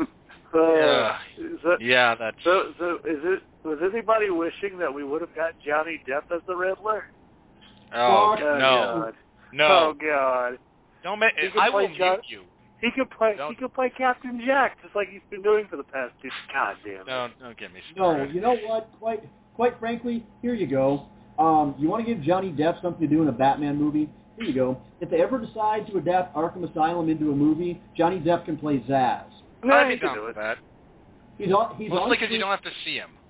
He's on screen approximately for about 2 minutes before he either gets his head impacted into the floor or Batman smacks him with a batarang until he can't remember math. As long as Tim Burton is nowhere near this project. As long as Tim Burton is nowhere near it, I'm happy. Yeah, because basically that works because in the Asylum games, Zaz is about the equivalent of Sean Stasiak. Dude, don't bury Sean Stasiak like that. No. He's there to stand there ineffectually, talk shit, get punched, fall down. That's about it. He's Flater. You know what? Okay. I forgot Stasiak because I still remember that glorious moment where he decided that he was going to be the man to take down Stone Cold. Honestly, I have one memory of Sean Stasiak from viewing it on television. It involved him doing the whole planet. This is gonna be Planet Stasiak. It's gonna be awesome. He gets this video, pre-match promo hype. He comes down. Regal punches him in the face and pins him. See, the one I'm talking about is actually somewhat similar to that. He comes charging into the office, actually I think even delivering a ridiculous-sounding war yell along the way, trying to jump Austin while he's having a conversation with Regal, and somehow manages to run, I believe it's either right behind them or right between them, and squarely into Regal's suit of Arthurian armor. And just falls down. They both look at him for about half a beat and then just go right back to what they were talking about. Oh. Okay. Well, just briefly speaking about the Riddler, there was some, following the success of The Dark Knight, again, this may or may not be, degrees of truth and whatnot. I seem to recall reading somewhere that at the premiere of The Dark Knight, when everyone kind of figured it was going to be a success, Warner Brothers executives approached Chris Nolan and said, so for the next movie, we're going to do the Riddler, and you're going to cast Leonardo DiCaprio. Oh, was it Leo? God, no! Always heard Johnny Depp.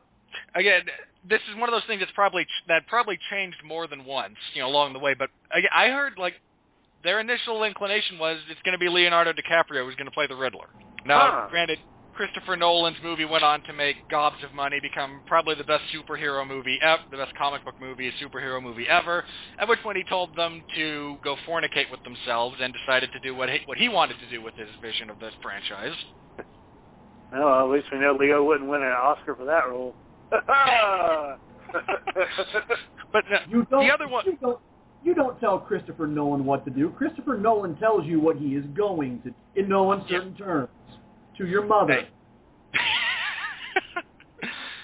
Hey, I don't disagree, but the other one that kind of got bandied about the internet when there was talk of bringing in the Riddler, apparently Robin Williams said he'd be interested in playing the Riddler. Oh, that would be wonderful. I could live with that. As time has marched indelibly onward, Robin has calmed himself what we like to call the fuck down.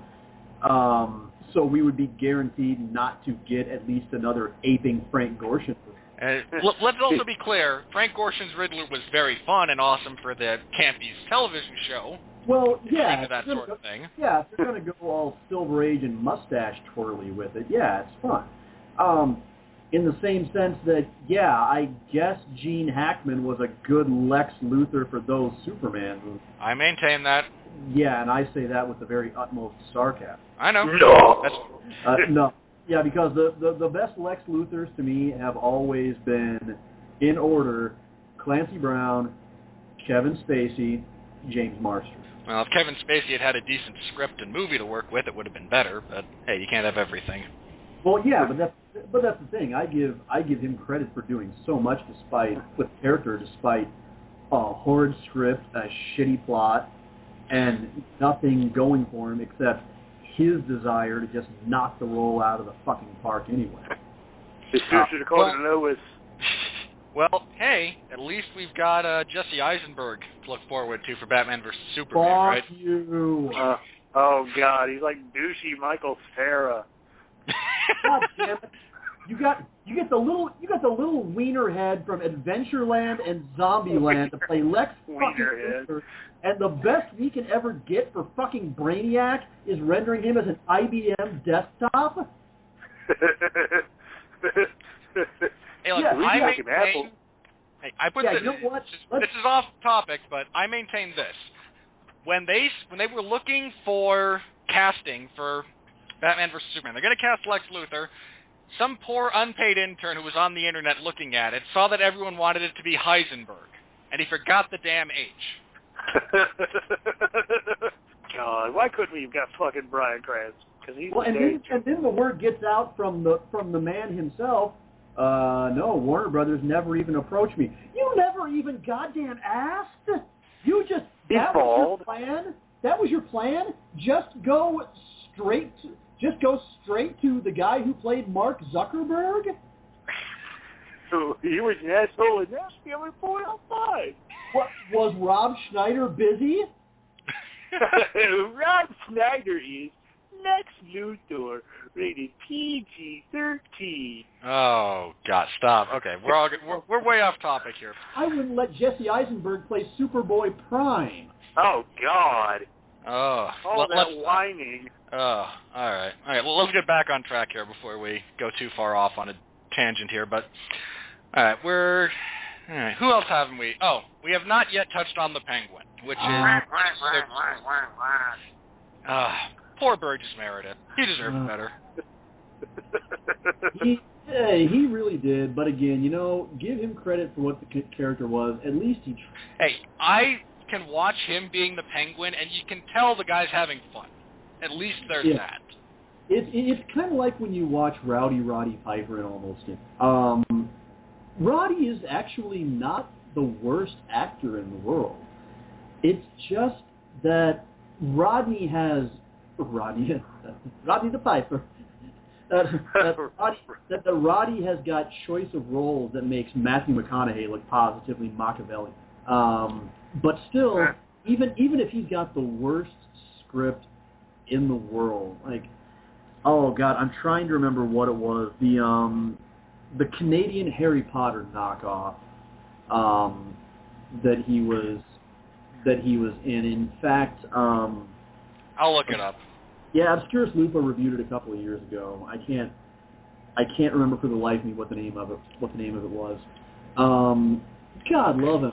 He's taking a shit script, but it's like he's determined to just get as much fun out of the role for his own amusement as anything. And that's kind of like what it looks like anybody who is acting on the campus. Would that be The Mystical Adventures of Billy Owens? Yes, thank you. That sounds so fucking Canadian. But everybody on that Sherwood Schwartz suit, from the regulars like Julie Newmar and Eartha Kitt and Cesar Romero and Frank Gorshin and Burgess Meredith, down to the just occasional pop in and say hi ones like Eli Wallach and Vincent Price. They all really just went whole hog on the role and just were determined to just go wild with it. And they did. However, in particular, Batman Arkham City really took the Penguin and really took him to new places to which he'd never really been dragged before.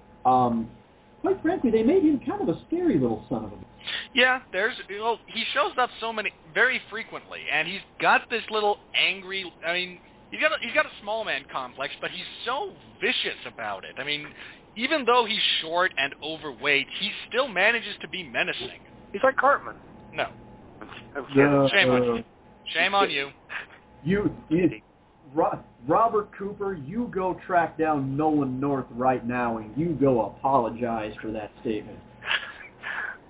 Well, I would, but I don't have my computer on hand. Actually, that's the other thing worth mentioning about it, is you have to give every bit as much credit to the performer as the writing, because Nolan fucking North goes on to prove why, I guess if you're to go pound for pound, gender for gender, if Tara Strong is arguably the most versatile, best voice performer working in the business today, Nolan is a real close second. He's Deadpool. Because, well, he's not just Deadpool either. He's not only Deadpool, he can turn around and play a character like Deadpool or like Nathan Drake, and then he just disappears into playing the Penguin so well that you have no idea you're listening to Nolan North. Just none whatsoever. I mean, I give Tara kind of the top billing because, well, let's face it, when you think about the roles she's played, she's become pretty much iconic in terms of animation. However, you always have a pretty good guess when. Nolan, on the other hand, I had no idea. Actually, my first thought was, holy shit, they got Bob Hoskins for this game? No, I'm dead serious. That was my first supposition. Was, damn, they really got some A-listers for this. Not only did they get Mark Hamill, not only did they get Kevin Conroy, they managed to pull in Bob Hoskins. That's kudos to you, Rocksteady and Warner Brothers. Do you know who played Mr. Freeze? I will find out. Maurice LaMarche, the Brain. Oh, really? Yeah, he's another great one. He's another one who's had an amazing storied career. Although now I just kind of want to dub in Pinky and the Brain dialogue between him and Batman. What are we gonna do What are tonight, you doing Penguin? tonight, Miss? What are you doing tonight, Miss Freeze? Batman. The same thing we do every night, Batman. Trying to take over the world. What are Batman. they going to pay? Thinking what I'm thinking? I think so, Freeze, but if Jimmy cracked corn and no one cares, why does he keep doing it? Oh, I miss those two. I think so, Mr. Freeze, but what if the Teletubbies don't fight fair? All right, that's a good one for that. All right, the only other major one we haven't hit, I think, would be Catwoman, unless I'm really missing someone. Penguin. Oh, I'm sorry. Yes, you can. My apologies. As long as you mention Danny DeVito. Oh God, the evil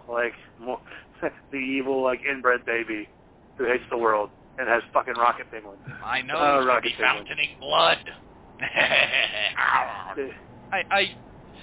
For my money, if it weren't for Batman and Robin, Batman Returns would be the worst Batman movie ever. I don't care for that film at all, and for a variety of reasons, but different podcast, different subject. So, but yeah, Coop, I'm sorry.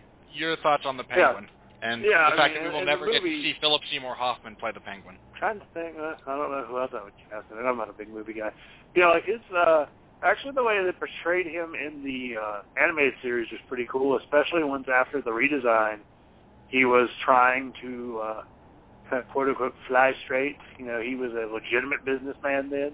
But, you know, eventually he fell back into his old ways. But I always thought that was really interesting when you look at him trying to be in some iterations, he's he's a legitimate businessman. But other times he, runs a fucking gang, the No Man's Land comics from the early 2000s. That was always interesting. He was running his own gang. It was a really interesting comic. So I only read the book. Yeah.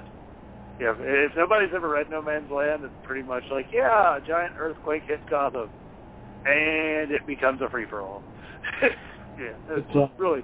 It's actually really a lot like Arkham City. Yeah. You could look at it exactly like Arkham City. Well, or to be accurate, Arkham City, you kind of very loosely based on No Man's Land, the same way that Arkham Asylum was based on, Arkham Asylum. Arkham Asylum, a serious place in a serious world? On Serious Earth, yeah. On Serious Earth. That was a really good comic. Oh, yeah. It's so long. It's kind of pants-shittingly terrifying in some places. I think that's the one Mark doesn't like. Really? The comic? He's not a. If I'm remembering it correctly, that's the artwork in that is very kind of surrealist. Oh yeah. And he prefers more realism in his. Oh. He doesn't like looking at it necessarily. Well, so, he brought that up on the Joker podcast. You also have to remember that there's a reason why Winfree and I save all of the horror stuff for when Mark has to take time off. Yeah. Oh, hi, Mark. Oh, hi, Mark. Oh, hi. I had to do that. I'm like, I have to do a hi, Mark. So, yeah, I noticed he didn't like. I need to go listen to the Evil Dead podcast just to see if he actually did mind it. He enjoyed it. Right now, I'm going to acknowledge the "so how's your sex life" joke is hanging out there, but don't do that. I'm going to leave the low-hanging fruit there. Now I'm tempted to make a joke about hanging fruit. Damn it, Sean. Well, at least that hanging fruit's not tied up.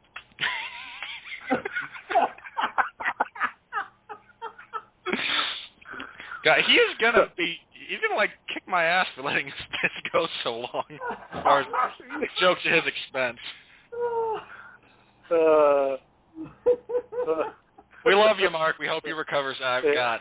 I would keep going, but I'm afraid that he's gonna jump through the internet and beat me. All Florida man. You know what though? All things considered, right now Mark has got another beautiful child on the way, and if I haven't said it enough times yet, congratulations, big guy.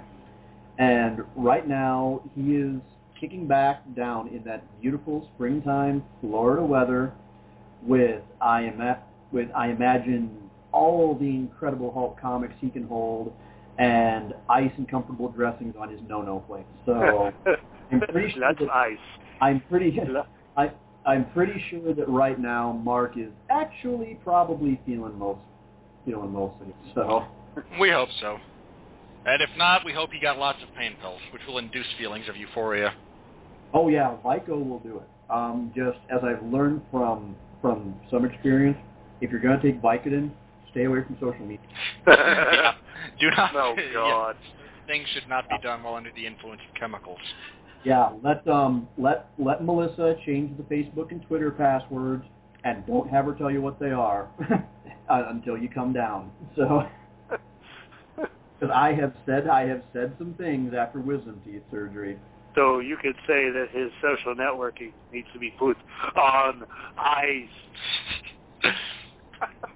Yeah, I suppose you could make that horrible, horrible pun if you feel so compelled to do so. Oh, I'm always compelled to do an Arnold Schwarzenegger voice. I once drove a teacher to near drinking with it. Just near drinking? Yeah. I think I drove him back into drinking Red Bull, because every day in third period I'd go, "Nah, get to the chopper," just every day. All right. Okay, the last major one that I think we haven't touched on, since we got 10 minutes left, would be Catwoman, who kind of falls into the anti-hero category very frequently. So, Sean, your thoughts on, well, let's go with Selena Kyle as opposed to, other various, but, your thoughts on Catwoman, Batman's love interest outside of Talia. Oh, Selena and Bruce are, to quote one of, I don't know why I really seriously, I'm not kidding around here. I don't know why it is, but it's one of my favorite lines for some reason from Hush. Selena and Bruce are the stuff of great opera. There's always so much there, but so much that seemingly even before he reveals to her in that book that he's Batman. Selena's got a very shrouded, checkered past. There's plenty of implication and all but confirmation, thanks to Jeff Loeb and Tim Sale, that she is actually a blood member of the Falcone family, who never knew her father, was very tormented by his eventual death in the Long Halloween trilogy, and is just kind of somewhat directionless. She, like a lot of people, like a lot of Batman's rogues, she's got kind of a misguided altruistic streak, it seems, in which her code is that, number one, she only steals from people she perceives as being able to afford it. And she also tends to favor, while she keeps a lot of the things that she steals, she occasionally has been known to take goods and use them in kind of a Robin Hood type fashion. And it kind of always drives a little bit of a wedge between her as Catwoman and Bruce as Batman, because she's always seeing it as just good sport and not really ever, well, almost never, seeking to really hurt him. For her, it's the thrill of the chase, the thrill of the hunt, the thrill of the steal. It's just kind of what she does. But at the same time, she's also got enough of a conscience and enough of that altruistic streak that she's not averse to jump when she sees that Batman needs an extra hand or he's a little bit over his head.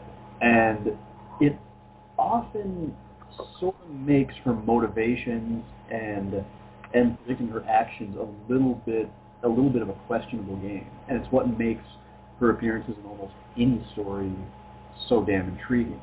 That, and when she's written well, she is really a joy to have around. God damn, we keep coming back to Hush. Jeff just writes her so well in that, especially the repartee and the back and forth between her and Dick Grayson and her and Tim Drake. Especially since she really fucking doesn't like Tim. Well, better than Jason, right?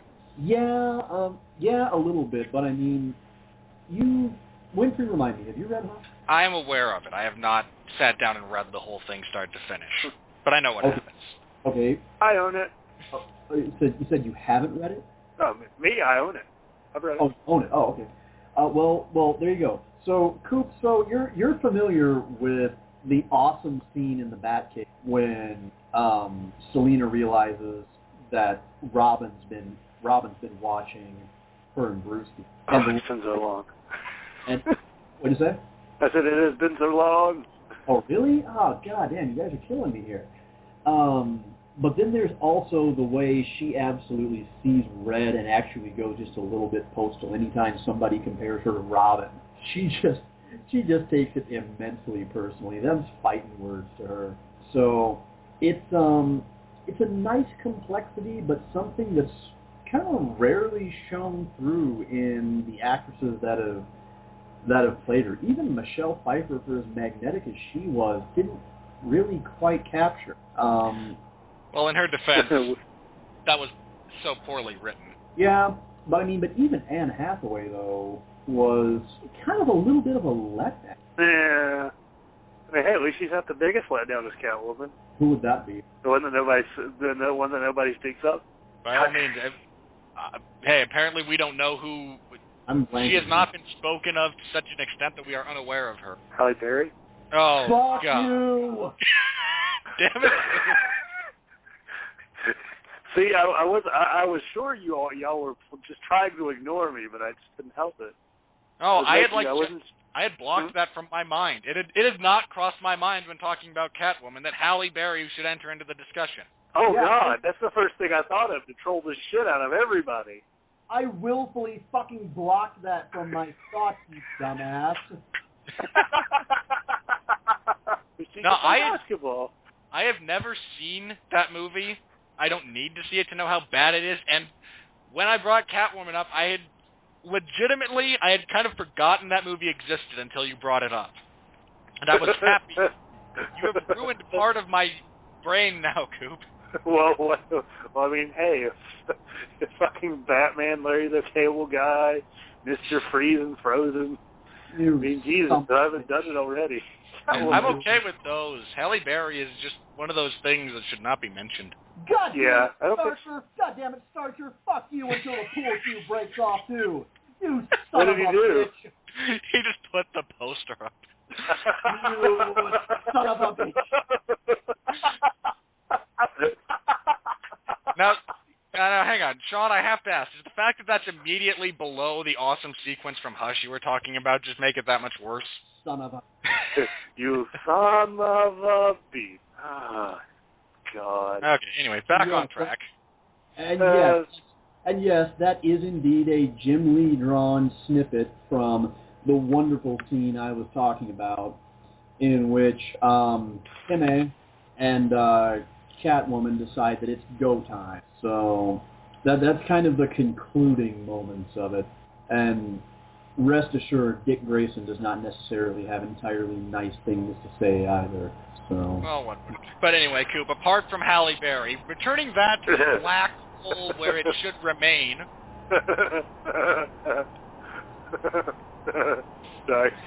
I wish to curse you for bringing it up, but at the same time, I feel like if we hadn't acknowledged how awful it was to one degree or another, it might have been just an oversight on all of our parts. So we've now ranted very briefly and indirectly about that steaming pile of various assorted body fluid.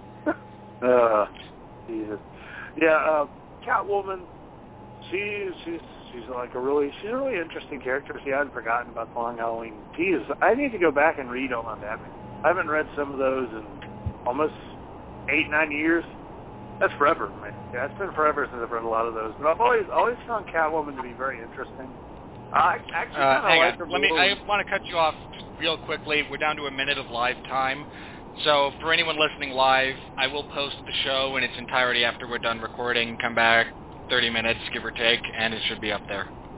And thank you for listening live to anyone who happens to be doing so. Yes, thank you for patiently enduring us live. We'll do it live. Fuck it, we'll do it live.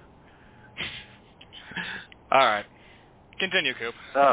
Yeah, I almost kind of like her more when she is just a straight villain, like how she was originally in the animated series, where, like, yeah, she had a little femme fatale to her, and, you know, you could tell there was something between her and Bruce, but at the same time, she was still a bad guy, even if she did get away. But, yeah, like, when she does get brought into the Bat family, I do enjoy what I do remember of her. I remember she was very snarky, and I love snarky. Oh, I love snarky women, and I love snarky women in just media. It always entertains. She's plenty of fun, and yeah, Michelle Pfeiffer was good performance. It's just not working with much there, unfortunately. I wish she wasn't as demonstrates an ineptness in handling the character. Oh yeah, I mean that's kind of sort of Tim Burton. God, I've seen too many Tim Burton movies in my lifetime, including Dark Shadows. God, fuck them. Oh dear God, you actually paid to watch Dark Shadows? It was at the $2 theater. Was doing this. Who's this? Dark Shadows. I'm like, dude, I told you the reviews are awful. He goes, but it looks like it might be funny. I'm like, all right. Most packed I've ever seen that theater. Fucking turd. Best thing of it was Alice Cooper showed up. That was all. Unless you shot everyone, it's not worth it. God damn it, you people. You taught this lesson enough to know better by now. I was like, oh boy, here's Johnny Depp playing a quirky fish out of water character. Woo!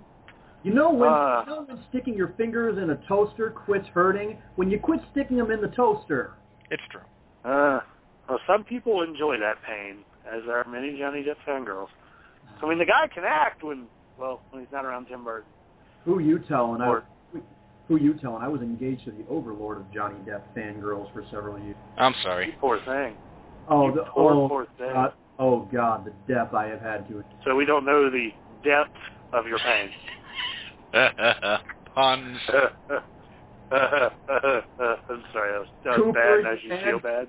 Cooper, your ancestors will feel the sting of what I do to you. I don't know whether I should be scared or aroused. As much as I like that line about the ancestors feeling it, honestly, and this is completely off topic, but my favorite line about how much you're going to hurt someone actually comes from Jean-Claude Van Damme from the campy but somewhat enjoyable Street Fighter movie when he says he's going to kick Bison's ass so hard the next Bison wannabe is going to feel it. Of course. I defended that movie the other day just for Raul Julia's performance. Hey, you know what? That movie is campy and not good from a technical standpoint. I can sit down and enjoy the hell out of it. You know what? Quite frankly, if there are 3 castings done absolutely right in that movie, if you got to get somebody to play Bison, by all means, the late, great Raul Julia was the absolute right choice. If you had to get somebody to play Guile and you couldn't find an American who didn't sound like he had a mouthful of cock, then I guess Jean-Claude Van Damme. However, if you have to find a tight booty sculpted out of adamantium to cram into Cammy's outfit, Kylie Minogue, good choice. I'd also say, wasn't it Kelly Hu that played Chun-Li in that? You know what? I do believe that was Kelly Hu. You may be right. Jeez, there was good casting in that film. It wasn't bad. I mean, even if Van Damme proved to be comically good casting. I mean, anymore, God, I think we can all agree that we would have rather seen Rob Van Dam play Guile than JPD in a good movie. I don't want to see Rob Van Dam. Or like that time they got Taboo from the Black Eyed Peas to play Vega. Oh. And look, let me just say this: the less said about Neil McDonough's portrayal of Bison, the better. And they got that Kristen Crook to play. Who the fuck did she play in that movie? Chun-Li. God damn it, that is awful casting. All right. Anyway, okay, back on track. Setting aside Street Fighter. So Batman, that's a thing. Well, I mean, we were you had mentioned you were kind of talking about Michelle Pfeiffer's version of Catwoman, and we took various tangents.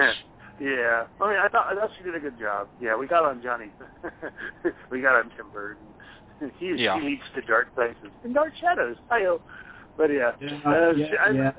we got on Tim Burton during the 5 minutes when Helena Bonham Carter wasn't getting on him. And then she wasn't getting on his movies. She's such a talented actress. Damn it, you're like Johnny Depp. But anyways, Yeah, like I felt like Michelle Pfeiffer did a pretty solid job. Anne Hathaway was kind of there. Like I thought she was solid. She didn't really leave a resounding impact with me. It did. I was much more impressed. It didn't suck. I mean, it didn't suck. I wasn't really blown away. But that movie, I was really kind of hyped for it, and I was still really happy I saw the movie. God damn, that movie is long. It was yeah. It's a tad long and plot holes. Yeah. I mean, it was a tad long. It was still a really good movie, and I will forever be grateful for the fact that some Halloween I'm going to get a skull cap and just get a Bane mask, and I'll go as Bane for Halloween. Great. Nice. Yeah, I mean, I never do Halloween. I'm not good at dressing up. But yeah, Anne Hathaway was solid. I thought she was pretty good. I mean, hey, the low bar is pretty low. I mean, I'm pretty sure a quadriplegic could hurdle the bar that is Halle Berry's performance in Catwoman. Is that bad? Yeah. I mean, yeah. She played basketball. Yeah, and then again, we also have to wonder though, what would have happened if Sean Young actually would have gotten the Catwoman? Interesting theory. Yeah, fun thing to think about.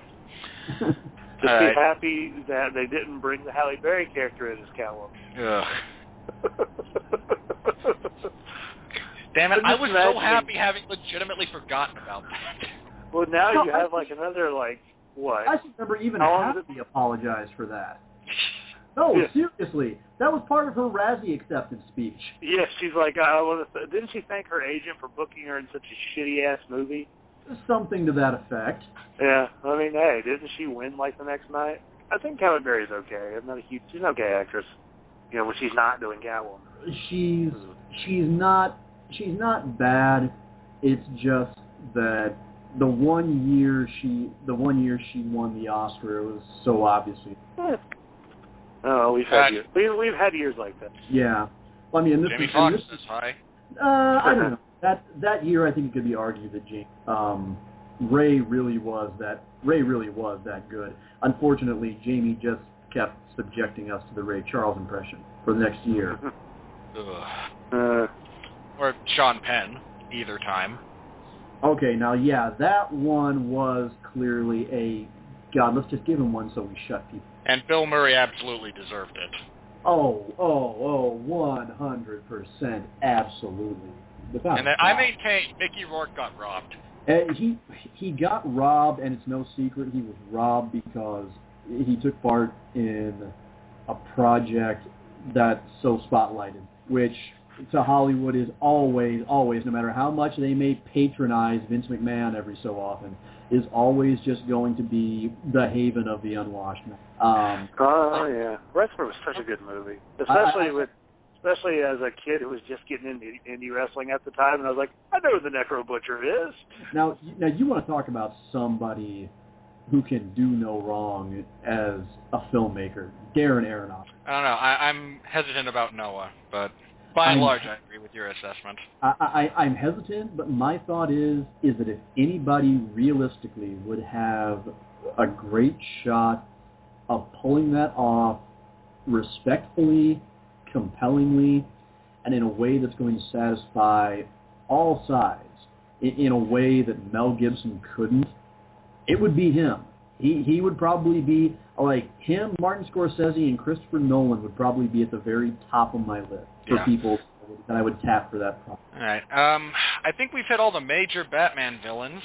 So here's personal preference time. Anybody that we haven't talked about that you feel deserves a quick treatment? Coop? Oh, do I have some people? Oh, let's see. Let's start out with the coolest looking guy, I think, Deadshot. I think Deadshot's pretty awesome. He's kind of, his character is, I really got to shoot people. But it's still really, really kind of interesting when you compare him to the man who does not shoot people, Batman. The only gun he has is a grappling gun. Yeah, I mean, Deadshot's always been cool. Black Mask. I remember I read some of the War Games comics. Oh, yeah. I very specifically wanted to bring him up because the poor guy has never been done justice. When you look at what he is in the comics as opposed to all the various kind of interpretations on film and in television and whatnot, the poor guy, he's an interesting character, and he's never taken anything approaching seriously. Warner Brothers Montreal, I would have words with thee. I'm pretty sure in the comic, didn't he make one of Batman's, one of the Bat family? I want to say it was the one with the purple shit. I forget her name. But didn't he tie her up and feed her pieces of somebody? Can't remember who. But I remember it was really fucked up. Yeah, Black Mask, in the comics I've read, he is very, very well done. Very sadistic. I mean, that'll get you a long way in a lot of comics. And yet the best we can do in Arkham Origins is a fucking bait and switch, and then relegate him to being a meaningless side quest for the rest of the game. Just completely to absolutely everything else. Pissed me off. And you know what? I'll even go so far as to say that I'm a little bit conflicted about it, because I actually really ended up enjoying what we got from the Joker. I just hated the fact that for about the first quarter of the game, we're baited into thinking that Black Mask is our antagonist, and in the end, nope, it turns out it was just Joker masquerading as him the whole time. Womp womp. That's how I felt like at The Dark Knight Rises. I'm like, yeah, Bane, and then it's like, Tally, cool, and I'm like, what? No, it's Bane. Fuck you. Yeah, that's fair. And the only version of him that I think is even close to favorable is for anyone who's seen Under the Red Hood, because he's the guy who is targeted by the revived Jason Todd, and is trying to, and winds up getting the Joker out of Arkham. And even then, he's just a crime boss with a mask and with anger management issues is kind of how he's played there. Yeah. Yeah, but I always found him to be cool. Speaking of people that had to do ones with Jason Todd, Clayface. We didn't bring up Clayface. I always found his. Yeah. Don't worry, I have more down the list. I'm sure. Hey, okay, how about I'm gonna let you guys go one for one after this, because I think you might run down the whole list. So let's do Clayface. I will. Then Sean gets to pick a quick one. So, okay, my favorite thing about Clayface was, again, animated series where I was introduced to him, and that's another character that was kind of a throwaway from the comics, and then you get. Didn't Ron Perlman do the voice acting for that character in that show? Yes. I think so. And God bless Ron Perlman. Son of a bitch, he's been both Deathstroke and he's been Clayface. Oh, he was he is perfect as Deathstroke. I didn't know he was Deathstroke. Well, the Titans called him Slade. Oh yeah. Duh. Yeah. Teen Titans was a great show, especially when you got towards those last few seasons where the end games start to pile up. Mm-hmm. Oh, so good. Damn it, Cartoon Network. Why do you have to make Teen Titans go? I mean, I guess that it's kind of fun and all. Fuck. Yeah, Ron Perlman. So, okay, Clayface. I mean, well, for those of you who don't know, he was kind of a throwaway character in the comics, and then in the animated series, they brought him in as an over-the-hill actor who used to be known for kind of the Lon Chaney senior role of Man with a Thousand Faces. And he was in a car accident that disfigured him. So, I can't help but wonder if that was kind of a nod to Mark Hamill. Yeah. And jokes aside, and he winds up overdosing on this facial cream that's supposed to help. Batman comic logic, and it turns him into the giant mound of clay that can replicate things and whatnot. But the fact that, again, you're given a character and you're given some backstory and some reason to care about him, he becomes interesting and is now, and again, is kind of revitalized. I mean, he's the final boss in Arkham City, if memory serves. Was he? You wind up breaking into the theater to. There's a confrontation with the Joker after that, but he's the last boss. Oh yeah, Clayface was the fake Joker. He was the healthy Joker. And yes, I'm going to spoil things because the game's been out for 3 years. Get over it. But yeah, he was the healthy Joker the whole time. Yeah, now I remember. That was an interesting fight with the cold and yeah. Okay, so that's Clayface. Yeah, actually the version of Clayface that I thought was really interesting that I don't think anybody remembers, because who the fuck remembers the Batman? Huh? Which version? Because there were two versions of Clayface of Batman. There was one Batman, that was no, because there were two within the Batman. You had the cop friend, Ethan Bennett, and then you had the then you had the guy who was the failed actor who was trying to get into a dog food commercial and broke into Wayne Labs and became the other Clayface. Yeah. So which one you talking about? I forgot about him. Oh, yeah, the top one. I didn't even know the dog one existed. Matt Hagen was the one in the animated series. The one in the Arkham games is Basil Karlo. Okay. Yeah, the one from the Batman, like always, I thought that was a really interesting take on the character, taking a character that was already established, and somebody that we kind of already knew and liked, and turn him into, well, kind of. He was a villain for a while. Yeah, I mean, wasn't that version of Clayface just kind of like morally just ambiguous? I want to say, like I don't remember him being necessarily evil. He had one of the redemption arcs in that story, if memory serves, because he became a bad guy who he was trying to like fight crime, but he took it too far, and then he tried to rehabilitate himself and decided it was too hard to be a good guy, so he became more evil, and then wound up redeeming himself in the end again, if memory serves. I mean, I just know what I read, and I watched a very little of that series. Yeah, I watched like the first season, with the Rastafarian Joker. So it was always an interesting character design. Yeah, it was. All right, yeah, so Cooper goes with Clayface. Yeah. Sean? Okay, I'm going to go with one that I can't believe we didn't talk about, actually. Ra's al Ghul. That's what I was getting to next. Didn't talk about Ross yet. All right, so for those of you who don't know, everyone should know because he was the primary villain in Batman Begins. And minus the mystical nature of the Lazarus Pit and whatnot, was actually explained relatively accurate to the character. I mean, again, when you take out the fact that he uses these mystical pools to remain immortal. I mean, feel free to tell me if I'm wrong there, Sean, but my understanding.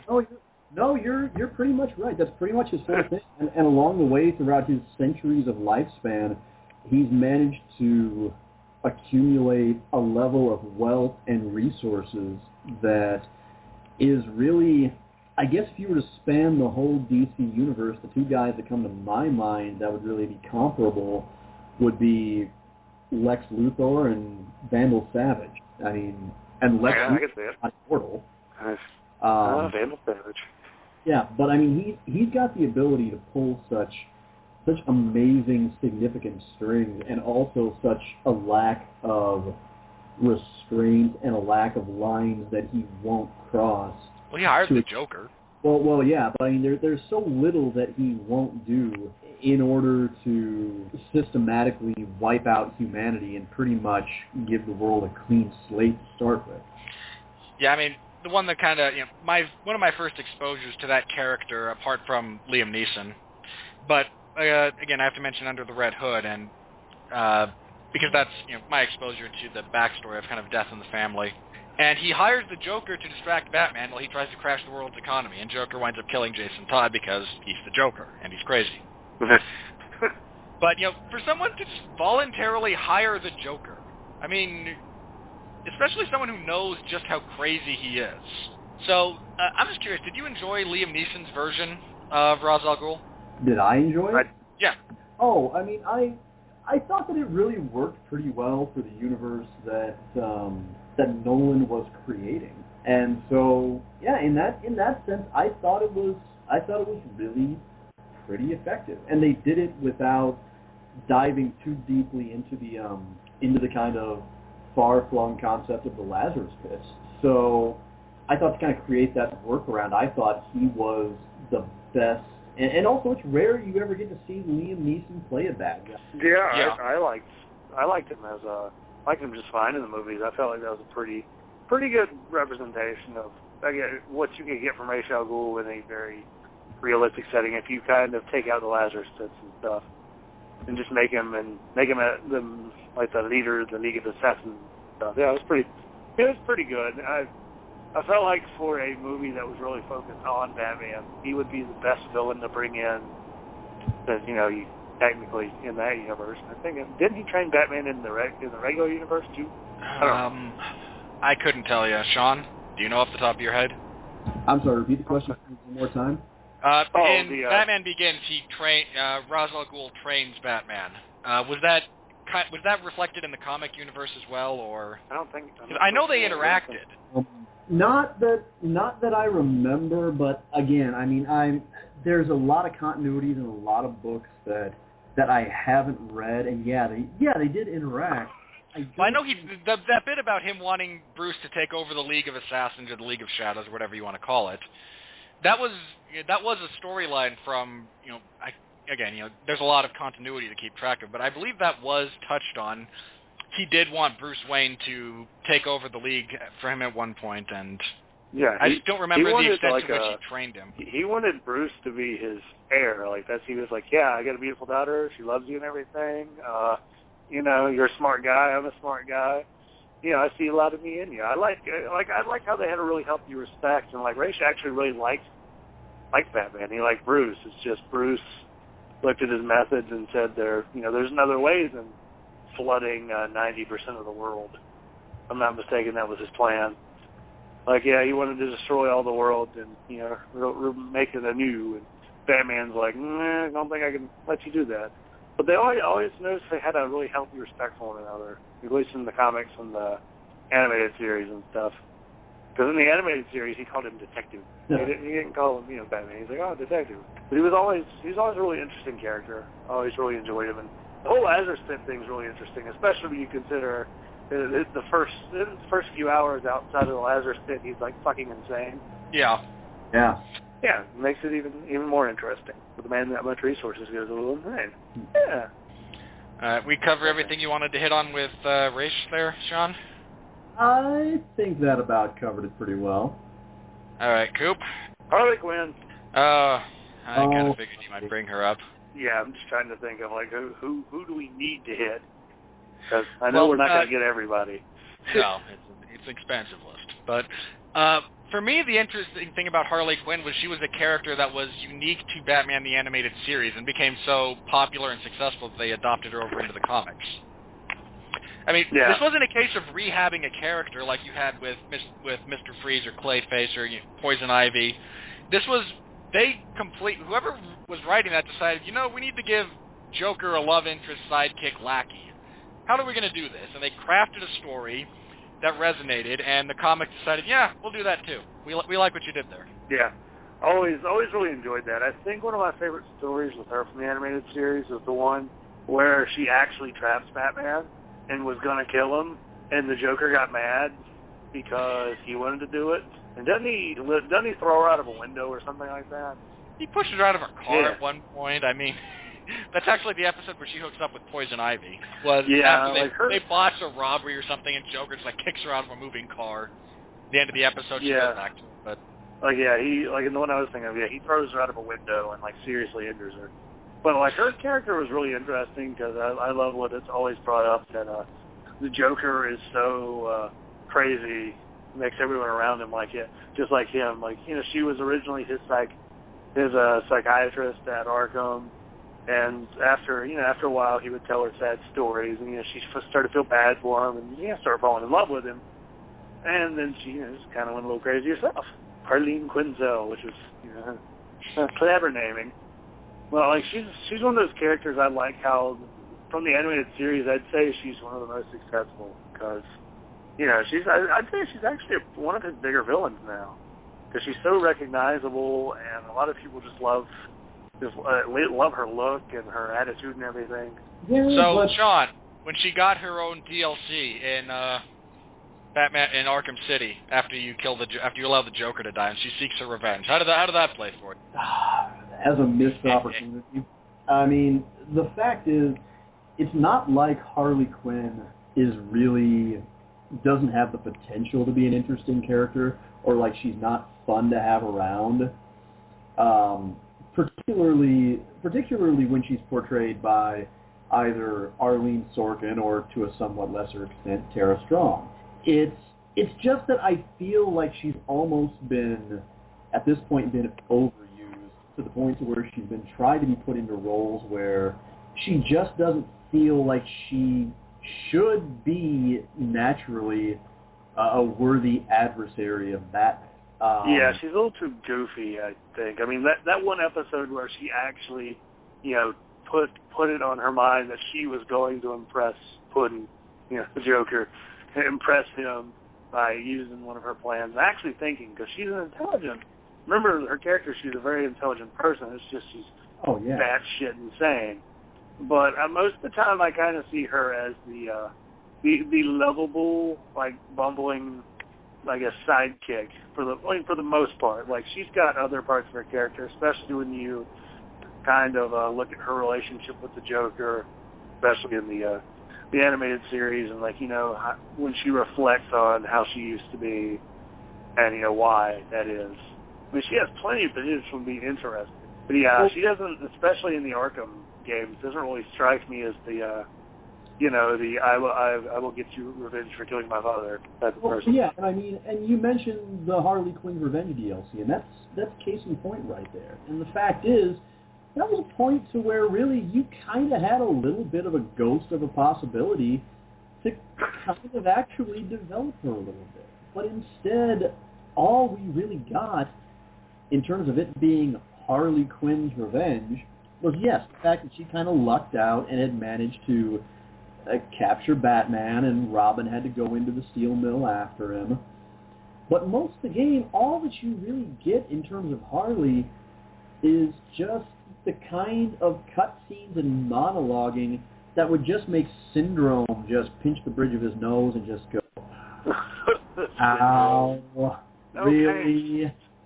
Okay.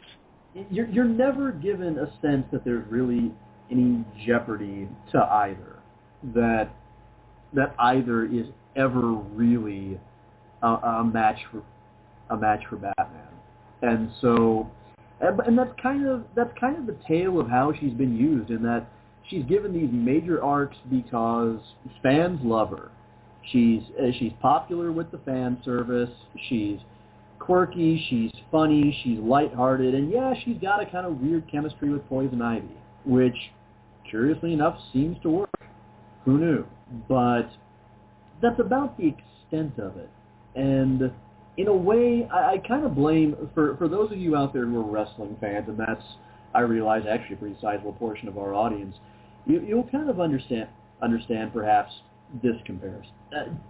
Suppose you have Heath Slater and John Cena. Oh, God. Now, I firmly believe that for you to actually build it up correctly, and all sides were to play their parts well, over time, you could perhaps realistically build it up to the point to where Heath Slater could seem like he's actually somewhat of a match for Cena. But it would take time, and you would have to do it right. On the other hand, if you just simply put those two in a ring, and all of a sudden, out of nowhere, Heath is getting all of the dominating offense, and is just running circles around Cena and making him look positively outclassed, it's not quite gonna feel right. It's gonna feel a little bit unnatural. You kind of have to take a little bit of a longer road to get there. Like Billy Kidman and Hulk Hogan. Yes, actually, very good example. Excellent example. Even better than mine. But again, sometimes you do it right, and it can work. Like, for example, you get Jeff Hardy and Undertaker in a ladder match, and Undertaker, God bless Mark Calloway, positively busts his ass to actually make every single person in that arena, and even a lot of people watching at home, legitimately believe, even if just for a second, that Jeff Hardy was legitimately going to win the WWE title. And God bless Jim Ross for selling that. Oh yeah, okay, yeah, thank you, actually. That's good. Yeah, Jim Ross deserves plenty of credit for that too. Jim was in full-on stone cold mode. Yes. I love that match. That was one of his finest hours on commentary of what was otherwise not always a great era for the product. But Jim made it work. Okay, well, so it is with comics. You got to have just the right writer, just the right idea. You got to have just the right scenario. It helps if you've got the right artist who can really bring that to life.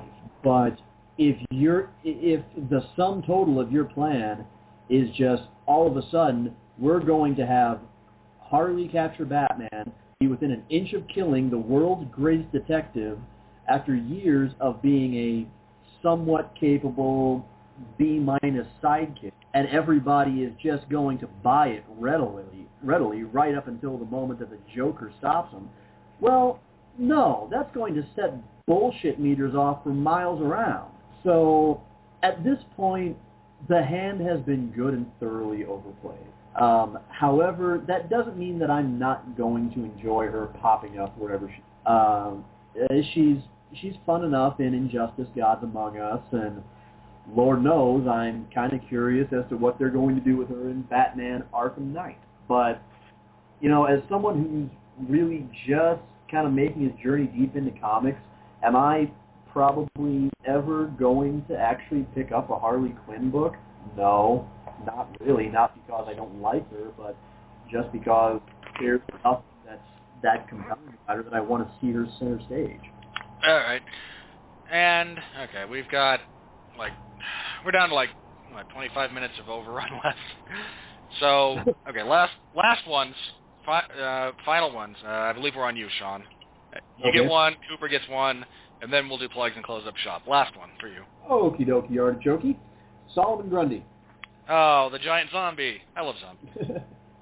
The giant zombie, but another one who was kind of... You got to really hand it to Justice. Justice League crafted a single episode that actually kind of mined his potential a little bit, and always after I watched it, kind of made me wish that the comics would have done a little more with it at times. You guys probably know the one that I'm talking about. And although I love it, I can't remember the exact set, but I remember that a big crucial point of it is they're after some kind of MacGuffin that can grant the greatest heart's desire of whoever holds it. And you get this moment of bonding between, of all the people, Hawkgirl and Grundy, over the fact that all Grundy really seems to want is just his soul at peace. After so many years of being supernaturally reincarnated, that's the only thing on his mind anymore. It's just he's tired of it and he just kind of wants his soul back. And it's the kind of thing that you could argue was done to death in Buffy, but at the very least, the interplay between those two characters, you'd have to have a little bit of a heart of stone as you're watching that to not all of a sudden become invested in what's traditionally been a fairly forgettable B character. All right. Yeah. I agree. Well, wasn't he initially just a Green Lantern villain who was resistant to the ring because there was so much plant matter in him after being in the swamp for so long? I believe so. I don't know.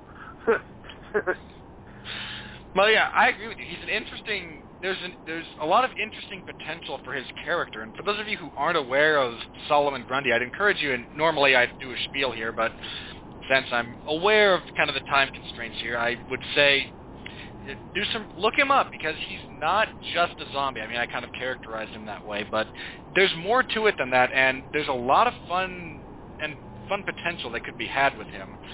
So, okay, Coop, anything on Grundy, and then your final one. Yeah, Grundy's cool. Final one is so hard, because there's a few that have popped in my head. I guess, Killer Croc. Killer Croc's always good. So, I mean, I was also thinking, just honorable mentions, so, literally just in name. You've got the Mad Hatter, he's awesome. Hush, we didn't really talk much about Hush.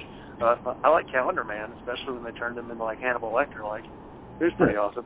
But, yeah, Killer Croc, he's never been the smartest character. No, he has not. You hit him with a rock. Almost hit him with a rock. Yeah, almost hit him with a rock. Yeah, but I'm pretty sure when it was a big one. Yeah, when his character, I'm pretty sure his backstory was that he was a circus performer. He was a man that had a skin disease that turned his skin into he looked very reptilian, and that's just kind of how he got his start. And if I'm not mistaken, he's just gotten very, very more and more crocodile-like as the years have been going on. If you look at Hell in the Arkham games, he's practically a giant fucking crocodile. Because fuck you, I'm a crocodile. I was surprised when I sat down to play Arkham Asylum, and I realized they were making Croc into a big deal. I'm like, well, okay, because again, my exposure was kind of limited to the animated series, where I almost hit him with a rock. And for them to turn him into this really kind of feral, gigantic monster that is kind of legitimately intimidating, and his level was frustrating because you have to go slow. But God, I hated that level. For them to take him in that direction, I was really kind of surprised, and it made me kind of wish that that more had been done with the character across different mediums. Yeah. I mean, he was fucking terrifying in those games. So, like I said, I hated that level because I hate moving. I like moving slow in games. I'm supposed to move slow. Actually, I mean, I kind of like the satisfaction that you have Croc coming roaring towards you, and then all you have to do is just wing a single batarang at him, and he goes stumbling off into the water again. It's true. Ooh. Yeah. I mean, I felt like he was at least worth bringing up. I'm sure there are other ones. There are plenty of other names that I forgot. I resisted the urge to spend this entire podcast talking about the Man-Bat. Oh, damn it. I meant to talk about Man-Bat because he was the first villain ever in the animated series. True, he was. Yeah, on Leather Wings.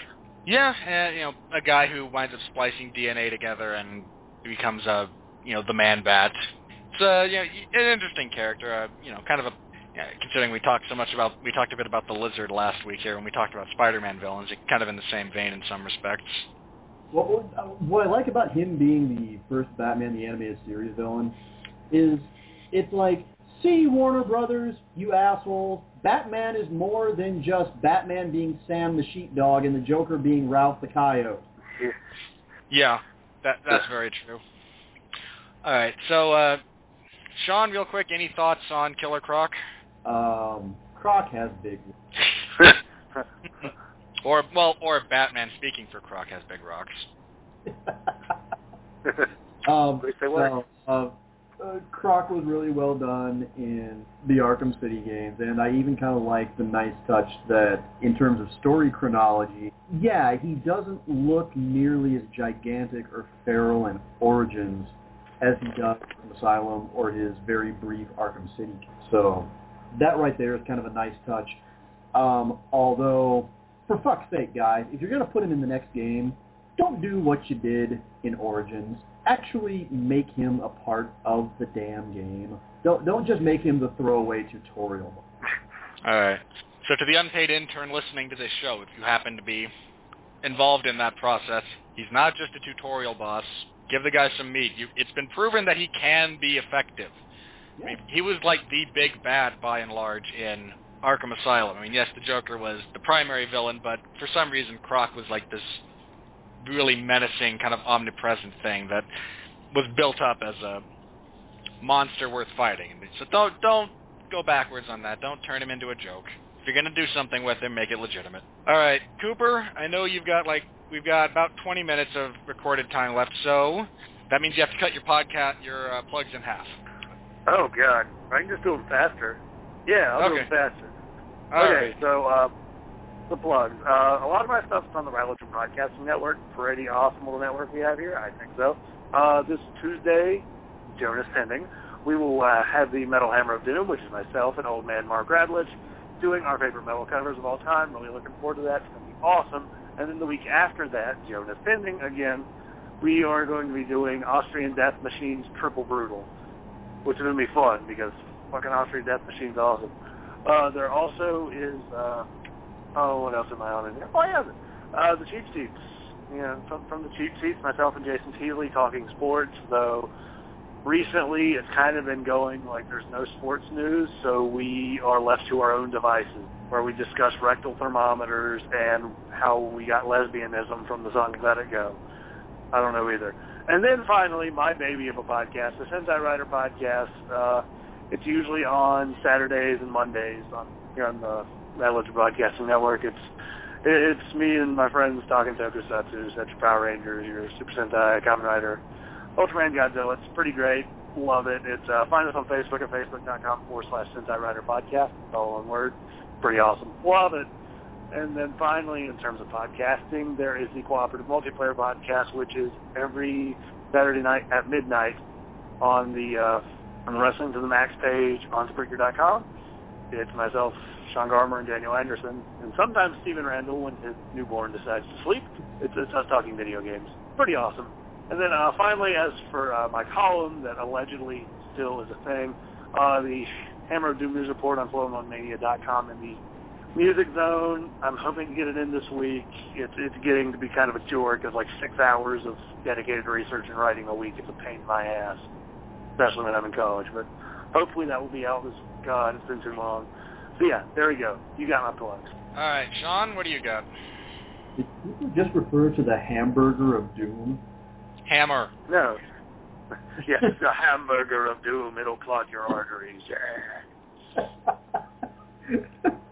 That has to be a death metal song out there somewhere called The Hamburger of Doom. I'm fairly sure of it. Oh, God, so help me if that's not a Deathlock song. Seriously. Anyway, I'm going to keep mine extra special because really the only definite thing coming up that I really want to plug is April 8th, right here on Blog Talk Radio on the Vladalichin Broadcasting Network.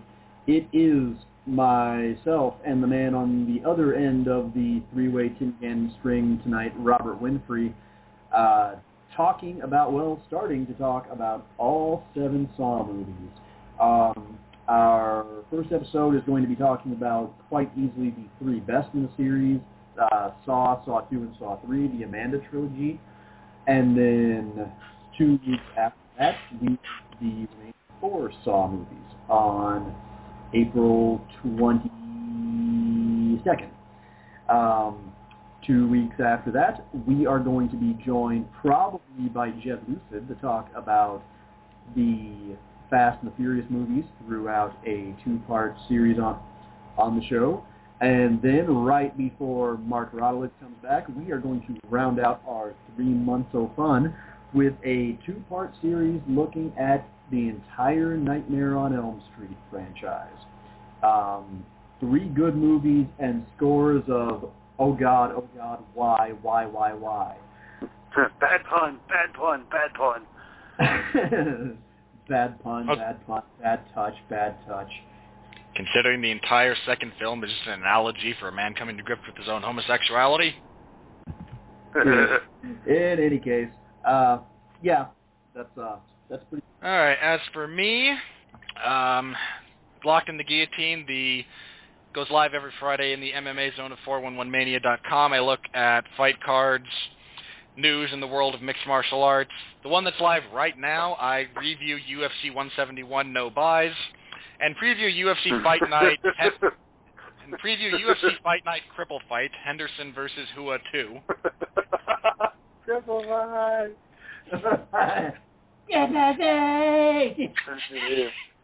Nobody's going to have a leg to stand on by the end of that. Literally, I'm amazed Joe shot. still has legs. I'm amazed they have not been replaced with some sort of bionic implants. All right, and this week, a couple of days from now, Sunday, 9 p.m. Eastern, on the Radlich and Broadcasting Network, I am hosting the 411 Ground and Pound radio show, where we will be competing live with UFC Fight Night Henderson versus Hua 2 because it's on Sunday this time around.